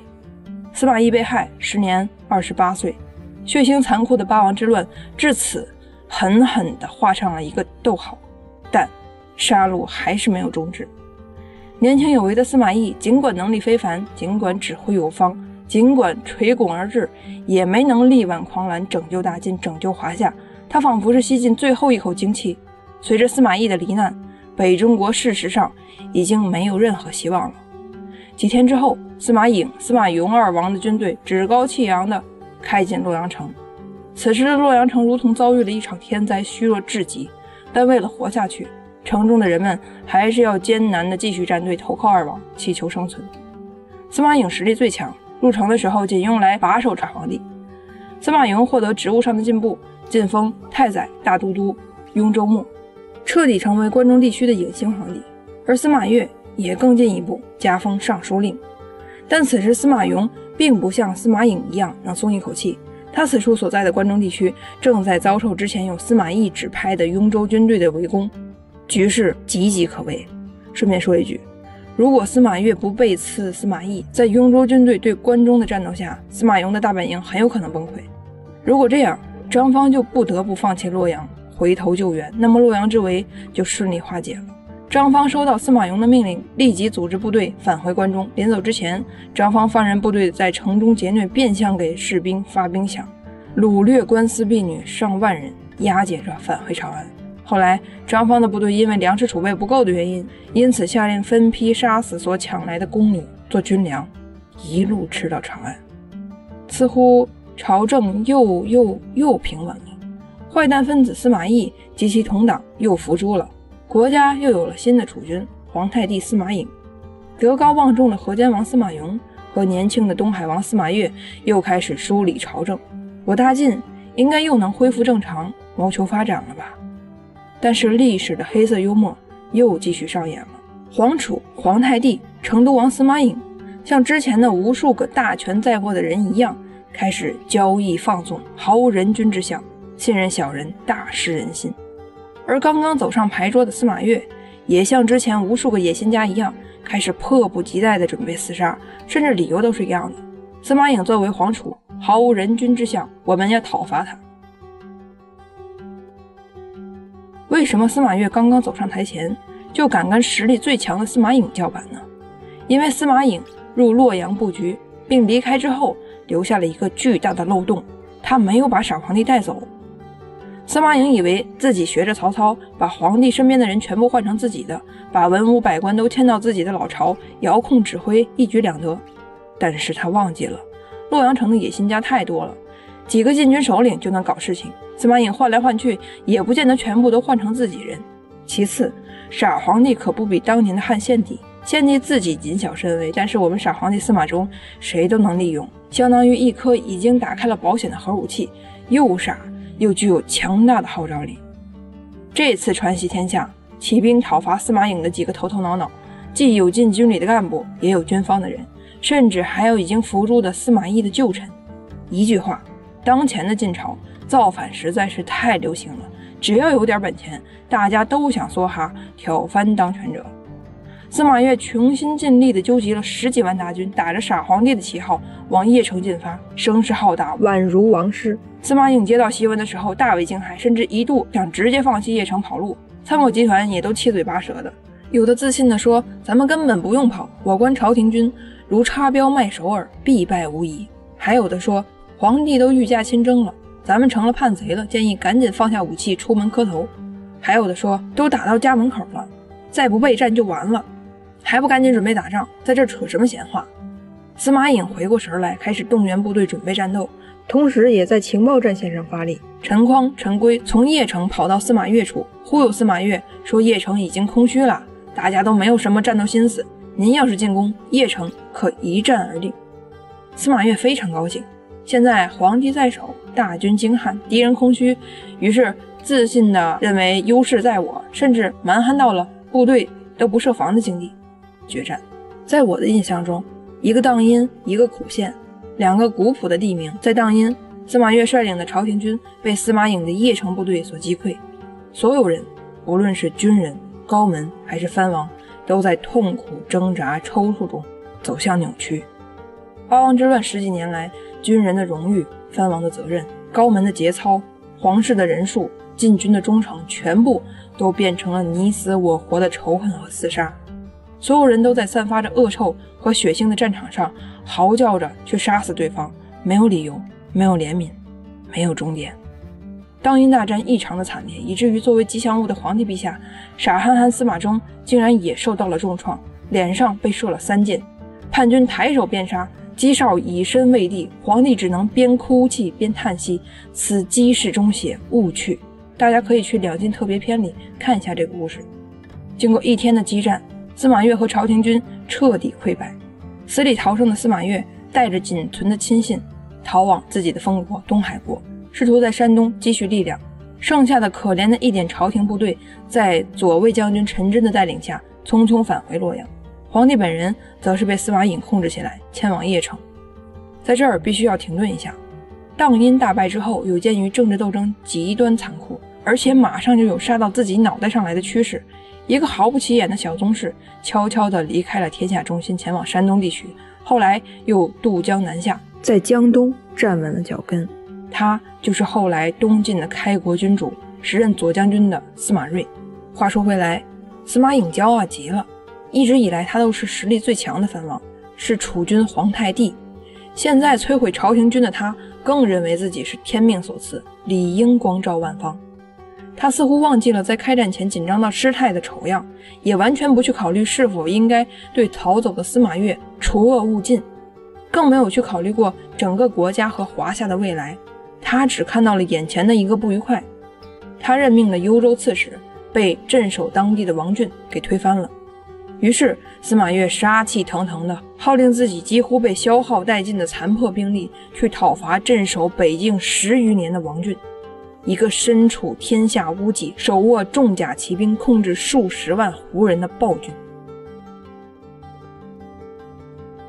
王浚的故事好像电影一般，充满了戏剧感。王浚是王审的儿子。关于王审，大家只需要知道，他本来是大将军曹爽的参谋。后来当高贵襄公曹髦计划诛杀司马昭的时候，王审为了更进一步，给司马家递上投名状，临危卖主，把曹髦的计划泄露给了司马集团，导致曹髦不得已天子玉碎。而王浚是王审一时寻欢作乐后的产物。史书明确记载，王浚的母亲是良家妇女，经常出入王审家，可能是做工，也可能是服徭役。贵为司空的王审只是想随便玩弄祸害一个良家妇女，没想到却生下了一个孩子。王审从来没正眼瞧过这个私生子，只可惜这个从来没被他看上的贱孽成了他唯一的子嗣。王审去世之后，家族里开会决定，为了能有人继承王审的政治遗产，而将王浚推了出来，继承了父亲柏林公爵位。后来王浚被派到幽州地区镇守，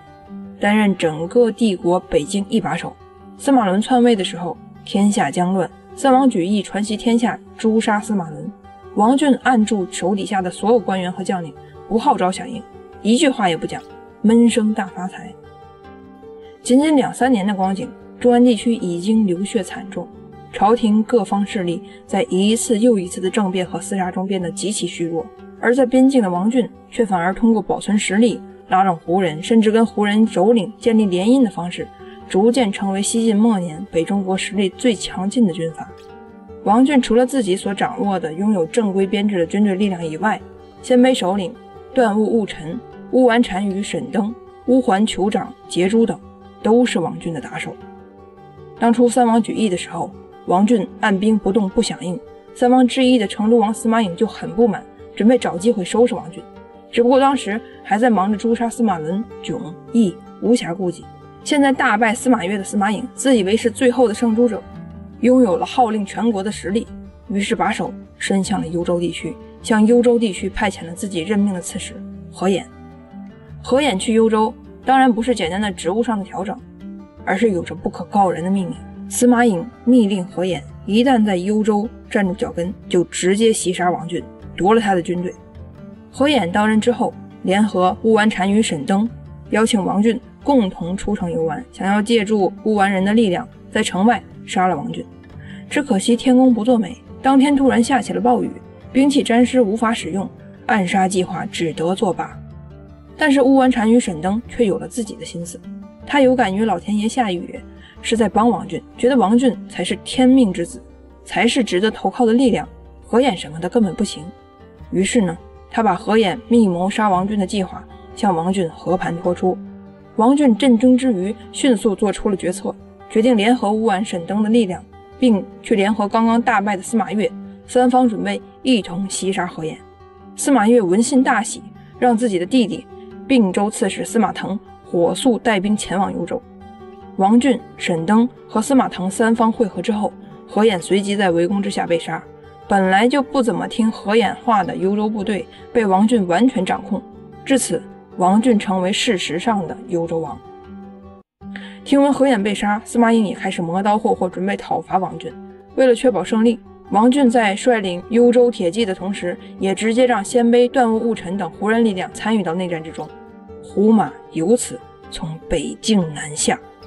同样的，为了确保有效对抗王俊，司马颖也开始重用胡人，把一直控制在手边的匈奴首领刘渊放回了老巢并州，并命令刘渊集结匈奴人部队准备参战。从管仲、九合诸侯尊王攘夷开始，1000年来，胡人终于可以深度介入到华夏事务中，胡马南下了。鲜卑人跟我们长得不一样，他们身形高大，皮肤很白，一头黄发，是一群未经开化、茹毛饮血的蛮夷。但同样的，鲜卑人、匈奴人、羌人看着我们这些老实巴交种地的晋朝人，也会很自然地把我们判定成一族，双方之间都毫无同理心可言。皇储皇太帝成都王司马颖只有26岁，他跟王俊不一样，他长得非常帅，他是先帝之子，他是帝国未来的继承人，他也是八王之乱厮杀到目前最后的获胜者，他是骄傲的皇子王。而王俊这种贱孽跟司马颖比不了。王俊在朝廷被二代们嘲笑，在家族里被大家长们看不起，自己父亲到死都不认他，自己母亲委屈了一辈子。外出做官的时候，也是到幽州这个苦寒之地镇守，别人在邺城、襄阳、关中好吃好喝好升官，自己呢却只能在已经鼎沸的辽东地区跟鲜卑、乌丸这种蛮夷人打交道。所以啊，在王俊看来，家族、门第、名望、官职、爵位都是虚伪的，靠山是假的，上升渠道不明朗，政治资源更不怎么样，凡事只能靠自己，靠没有底线的血性崛起。8月，差点被司马颖阴了的王俊，联合胡人的力量斩杀了司马颖派来的代表何衍，然后开始在城中加紧制造武器装备，并联合段务鲜卑首领段务、务陈、乌桓首领节珠以及司马腾一同起兵讨伐司马颖，合兵2万人，从金经堂地区向南出发，大军开往邺城。在开战之前，行美而神婚的司马颖被匈奴首领刘渊给忽悠瘸了。一直以来啊，司马颖或者说是晋朝都把匈奴人的首领刘渊控制在自己身边，这套控制制度已经延续至曹老板甚至是东汉时期的策略，把胡人豪帅和他们的部众分离开来，并把豪帅及其家眷子女迁居到首都看管起来，以防止胡人做大。一旦胡人豪帅有了异样，就可以快速地实施斩首行动。但是现在呢，司马颖自己部队已经在八王之乱里没完没了的厮杀中被大大消耗了，而且面临的还是彪悍的鲜卑人以夷制夷。如果能消耗匈奴人去抵抗鲜卑人，这岂不美哉？匈奴首领刘渊便趁机来游说司马颖，说：幽州王浚、滨州司马腾二阵残忍跋扈，拥兵10万，恐怕不是殿下您的亲兵能够抵挡的。我愿意为殿下去招募匈奴5部的勇士，让5部人马去对抗王浚和鲜卑人，捐躯赴国难，视死忽如归。在这插播一句，一个匈奴人说出捐躯赴国难这种话，确实有点黑色幽默。司马颖小小的脑袋大大的疑问，问他说：你说话好使吗？5部匈奴听你的话吗？能立刻马上就发兵吗？你们匈奴人能抵挡住鲜卑人吗？如果不能，那我的想法是带着天子先回到洛阳，然后传檄天下，号召4方兵马一起讨伐王浚，你看怎么样？刘渊心想，不怎么样，要真这么办了，我还怎么回到山西老家呀？于是他疯狂地给司马颖戴高帽，说：首先您是武帝之子，是天皇贵胄，有大功于社稷，恩威四海，谁不想为您效命疆场呢？王浚区区一个庶子，司马腾就是皇族的一个旁支末流，怎么能跟殿下争锋呢？其次，您现在要是率军避战回到洛阳，那天下人会觉得堂堂皇太帝竟然害怕了鲜卑奴才，有损天威啊。所以您必须要镇守在邺城。最后，您看鲜卑人好像挺猛的吧？但是按照我们匈奴5部差远了，可以说 too young too simple, sometimes naive。我愿为殿下招募匈奴5部勇士，3部摧毁司马腾，剩下2部斩首王浚。您就在邺城等着我送上2贼的脑袋吧。司马颖听了之后非常开心，好像已经找到了解决此次危机的方案，于是大手一挥，给刘渊拜官北单于，参丞相军事，并且放刘渊回到了老家匈奴5部。与其说司马颖被刘渊忽悠瘸了，不如说司马颖在权力的宝座面前失去了理智。一旦失败，自己就会从最高权力直接落下，骑虎难下的他也只能自己麻痹自己，选择相信刘渊和匈奴人。所谓饮鸩止渴，大约便是如此吧。刘渊不出所料，一到匈奴本部，立刻便脱离了朝廷的管控。刘渊的叔祖父刘轩，就是那个被曹老板打爆又被曹老板拘留，也是自己爷爷的原匈奴单于于夫罗的弟弟，立即给刘渊上了大单于的称号。至于司马颖给的那个官什么北单于，不好意思，我不要了。仅仅20天，刘渊便召集了5万人马，汇集在山西吕梁的离石要塞。读史读到如此，难免让人长叹。从东汉分化匈奴为南北2部，并开始招降北匈奴起，260年间，匈奴每一次叛乱和举事基本都要在离石要塞附近。顺便说一句，山西啊，不愧是天下兴盛的必争之地，有兴趣的小伙伴可以查查离石要塞所在地山西吕梁地区，抗战期间是谁的指挥中枢呢？另外一边，王浚和鲜卑人的动作很快，他们从北方一路南下，很快就在河北赵县与司马颖所谓的朝廷军遭遇了。回顾之前八王之乱的10几年里，有刘琨率领3万人，有司马懿率领几万残破的禁军，当然也有食人魔张方从关中拉出7万大军，有司马颖包围首都时号称20万。这么一比较，王浚划拉的包含胡人在内的这2万兵马似乎是不值得一看。司马颖军队的指挥官是石超，几个月之前他刚刚在荡阴大破司马越率领的皇家军队，并劫持了傻皇帝司马衷送到邺城，不可谓不知兵。王浚派出的将领是祁洪，祁洪名不见经传，但是几次大的战役都异常的血腥残忍。当然这也不全是祁洪的锅，是当时残酷的战事必然的走向。双方遭遇之后，随即展开野战，王浚的胡人和骑兵瞬间击败了司马颖的军队，朝廷军死的死，逃的逃。战败的情报传到邺城，邺中大震，仅仅3、4年的时间，西晋末期的乱世已经乱到没有能让人稍事喘息的地方了，所有人再次开始惊恐着、惊悚着、嚎叫着逃离邺城。司马颖几个月前刚把傻皇帝从首都势力中劫持过来，现在疲于奔命的他也不得不再次挟持着傻皇帝逃离洛阳。至于说洛阳中央的本部势力愿不愿意接纳自己这个问题，鲜卑人就在身后，已经来不及思考了。不久前还曾率领20万去包围首都的司马颖，如今身边也只有数十人了。司马颖仓皇逃离了自己的大本营，5日到达洛阳。乌丸首领杰珠率兵追杀，追到朝歌。鉴于距离首都势力范围太近了，因此选择了放弃。小剥皮王浚则率领自己不可一世的骑兵和胡人豪强进驻邺城。控制住邺城之后，这个袁绍大本营曹操兴霸业、驻铜雀三台和建安文学兴起地之一的北方重镇迎来了大规模的杀戮和破坏。王浚的部队在城中烧杀抢掠，并且闯入皇宫，大肆抢劫珍宝和掳掠宫女。毫无反抗能力的宫女四处逃命。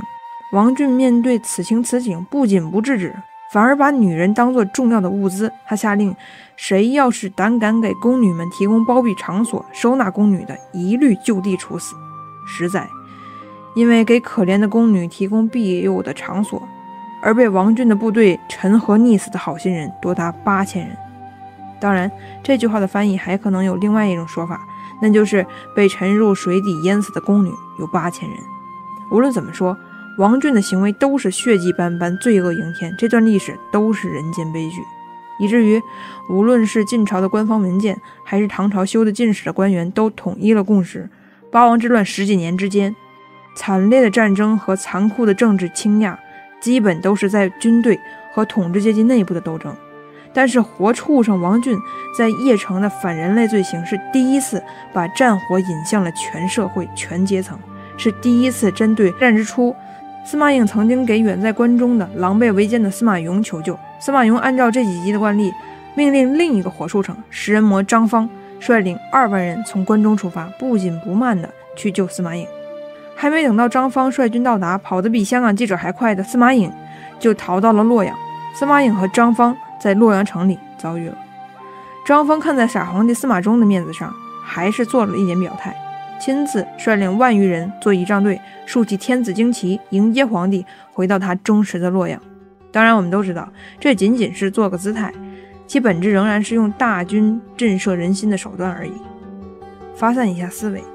，100年前大汉最高军事长官太尉崔烈在郊外率领仪仗队迎接少帝回洛阳。崔烈呵斥挟持少帝的董卓下马行臣子之礼，董卓却懒得做样子，当场拔刀恶狠狠地说：“快滚，不然我现在就砍了你的头。”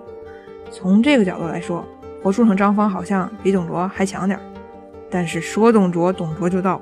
张方开始全方位的 cosplay 董卓，他的士兵在城中四处强暴劫掠，雨杀雨夺，肆意搜刮民膏民脂，甚至还挖了贾南风和司马衷的女儿的皇陵，极尽破坏之能事。洛阳已经被洗劫一空，再没有什么油水可以榨取了。士兵们或许是想念家乡，又或许是觉得洛阳没什么赚头了，也可能是因为捞了很多财宝，想运回大本营，因此开始集体抱怨，想要回到关中大本营。张方见状，也想要早点回到关中，于是准备计划撤军回家。皇帝住在皇宫，张方本想着以拜谒皇陵的名义把傻皇帝从宫中骗出来，但是皇帝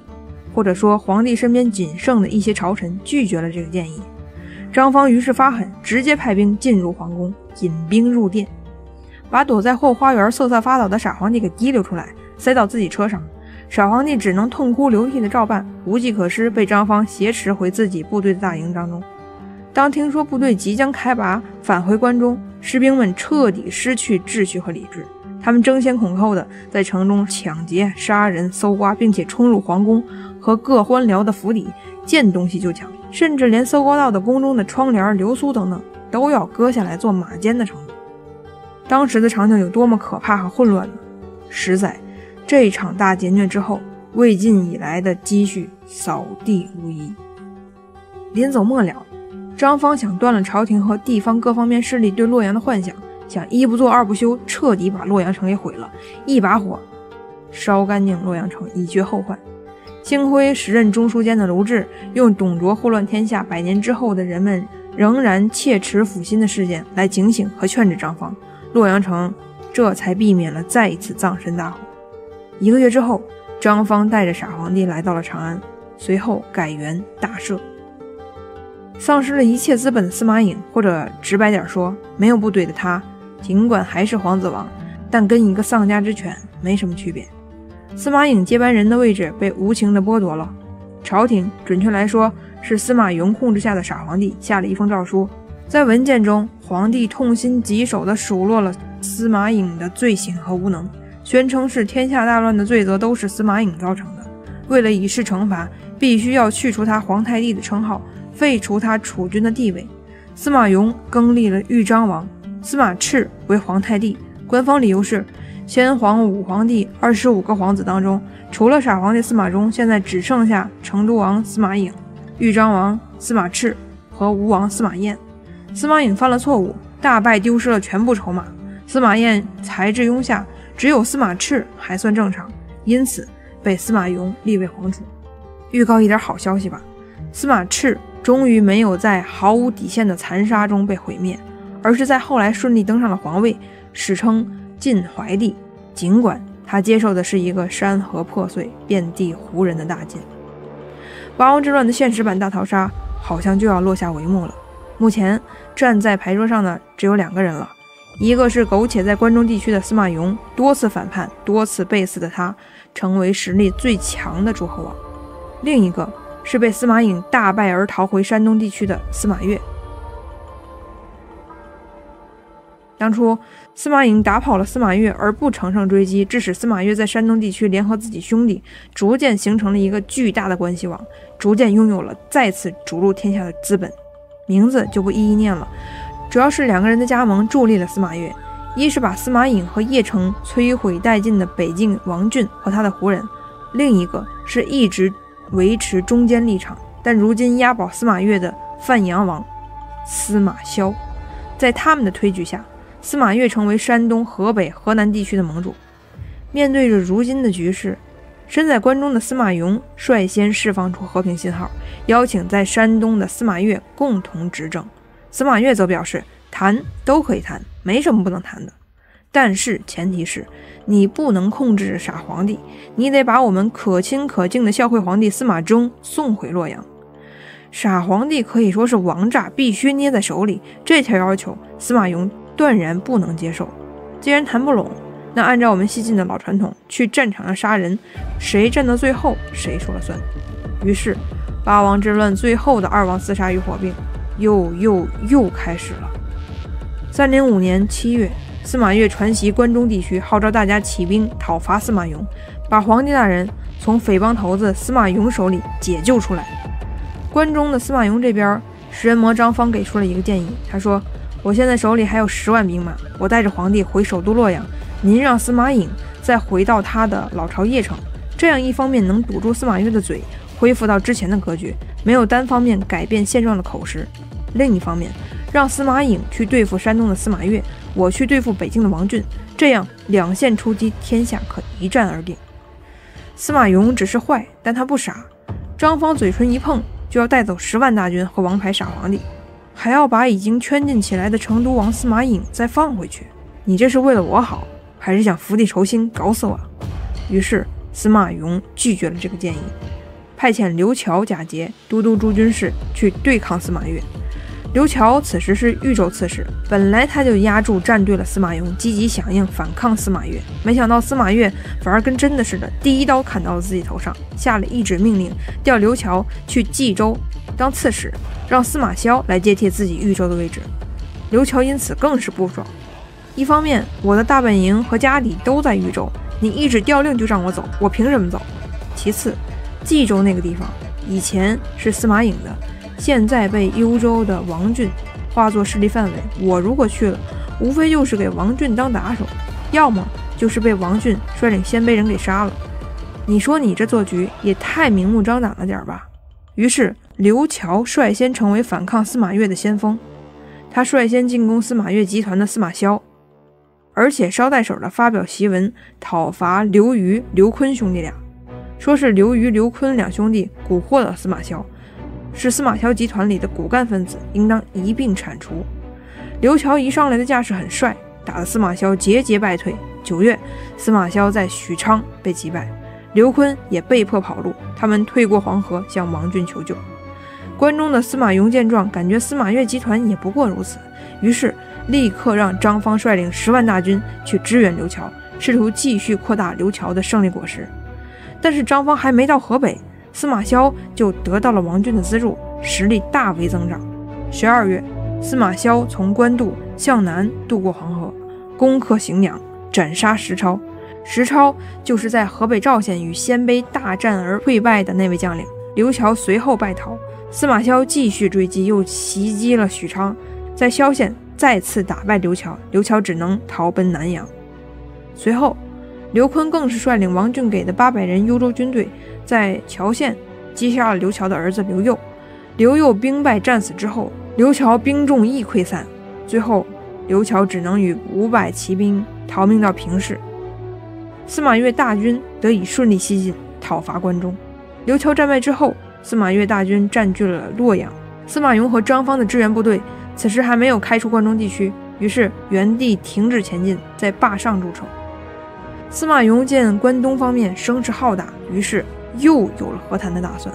司马越方面忌惮于张方的指挥能力，于是表示和谈可以，但张方挟持天子屠戮洛阳，必须先杀了他，才能开启和平大门。色力胆薄的司马雍在心惊胆战和一番纠结之后，把张方杀了，割下头颅送给了司马越，想要以此来换取司马越口中的和平。一代魔头就这样悄无声息地被自己人给阴了，退出了历史舞台。听闻张方已死，司马雍和司马越方面都大为震惊。司马雍的关中部队纷纷不战而降，在他们看来，出力最多、功劳最大、脏活烂活都干的张方被杀了，我们还要给司马雍效忠吗？司马越的军队则是长驱直入，没有了指挥官的关中地区，一路上几乎没有遇到大的抵抗。例如刘琨拿着张方的脑袋，一兵未发就拿下了关中的前哨重镇荥阳。很快，司马越集团的军队便进驻了关中，开进长安，迎接回傻皇帝司马衷。司马雍则是在司马越大军到来之前抛妻弃子，抛下部众，只身一人跑到深山老林里。司马越集团迎回了皇帝，就匆匆离开关中，返回了洛阳。此后，司马雍的关中地区又发生了很多故事，比如司马越安排的镇西将军梁柳被当地的马瞻等人做局给袭杀了，比如马瞻迎回来司马雍，又划拉了几个郡的势力，再次对抗司马越。比如司马越派出将领继续讨伐司马雍，司马雍无力抵抗，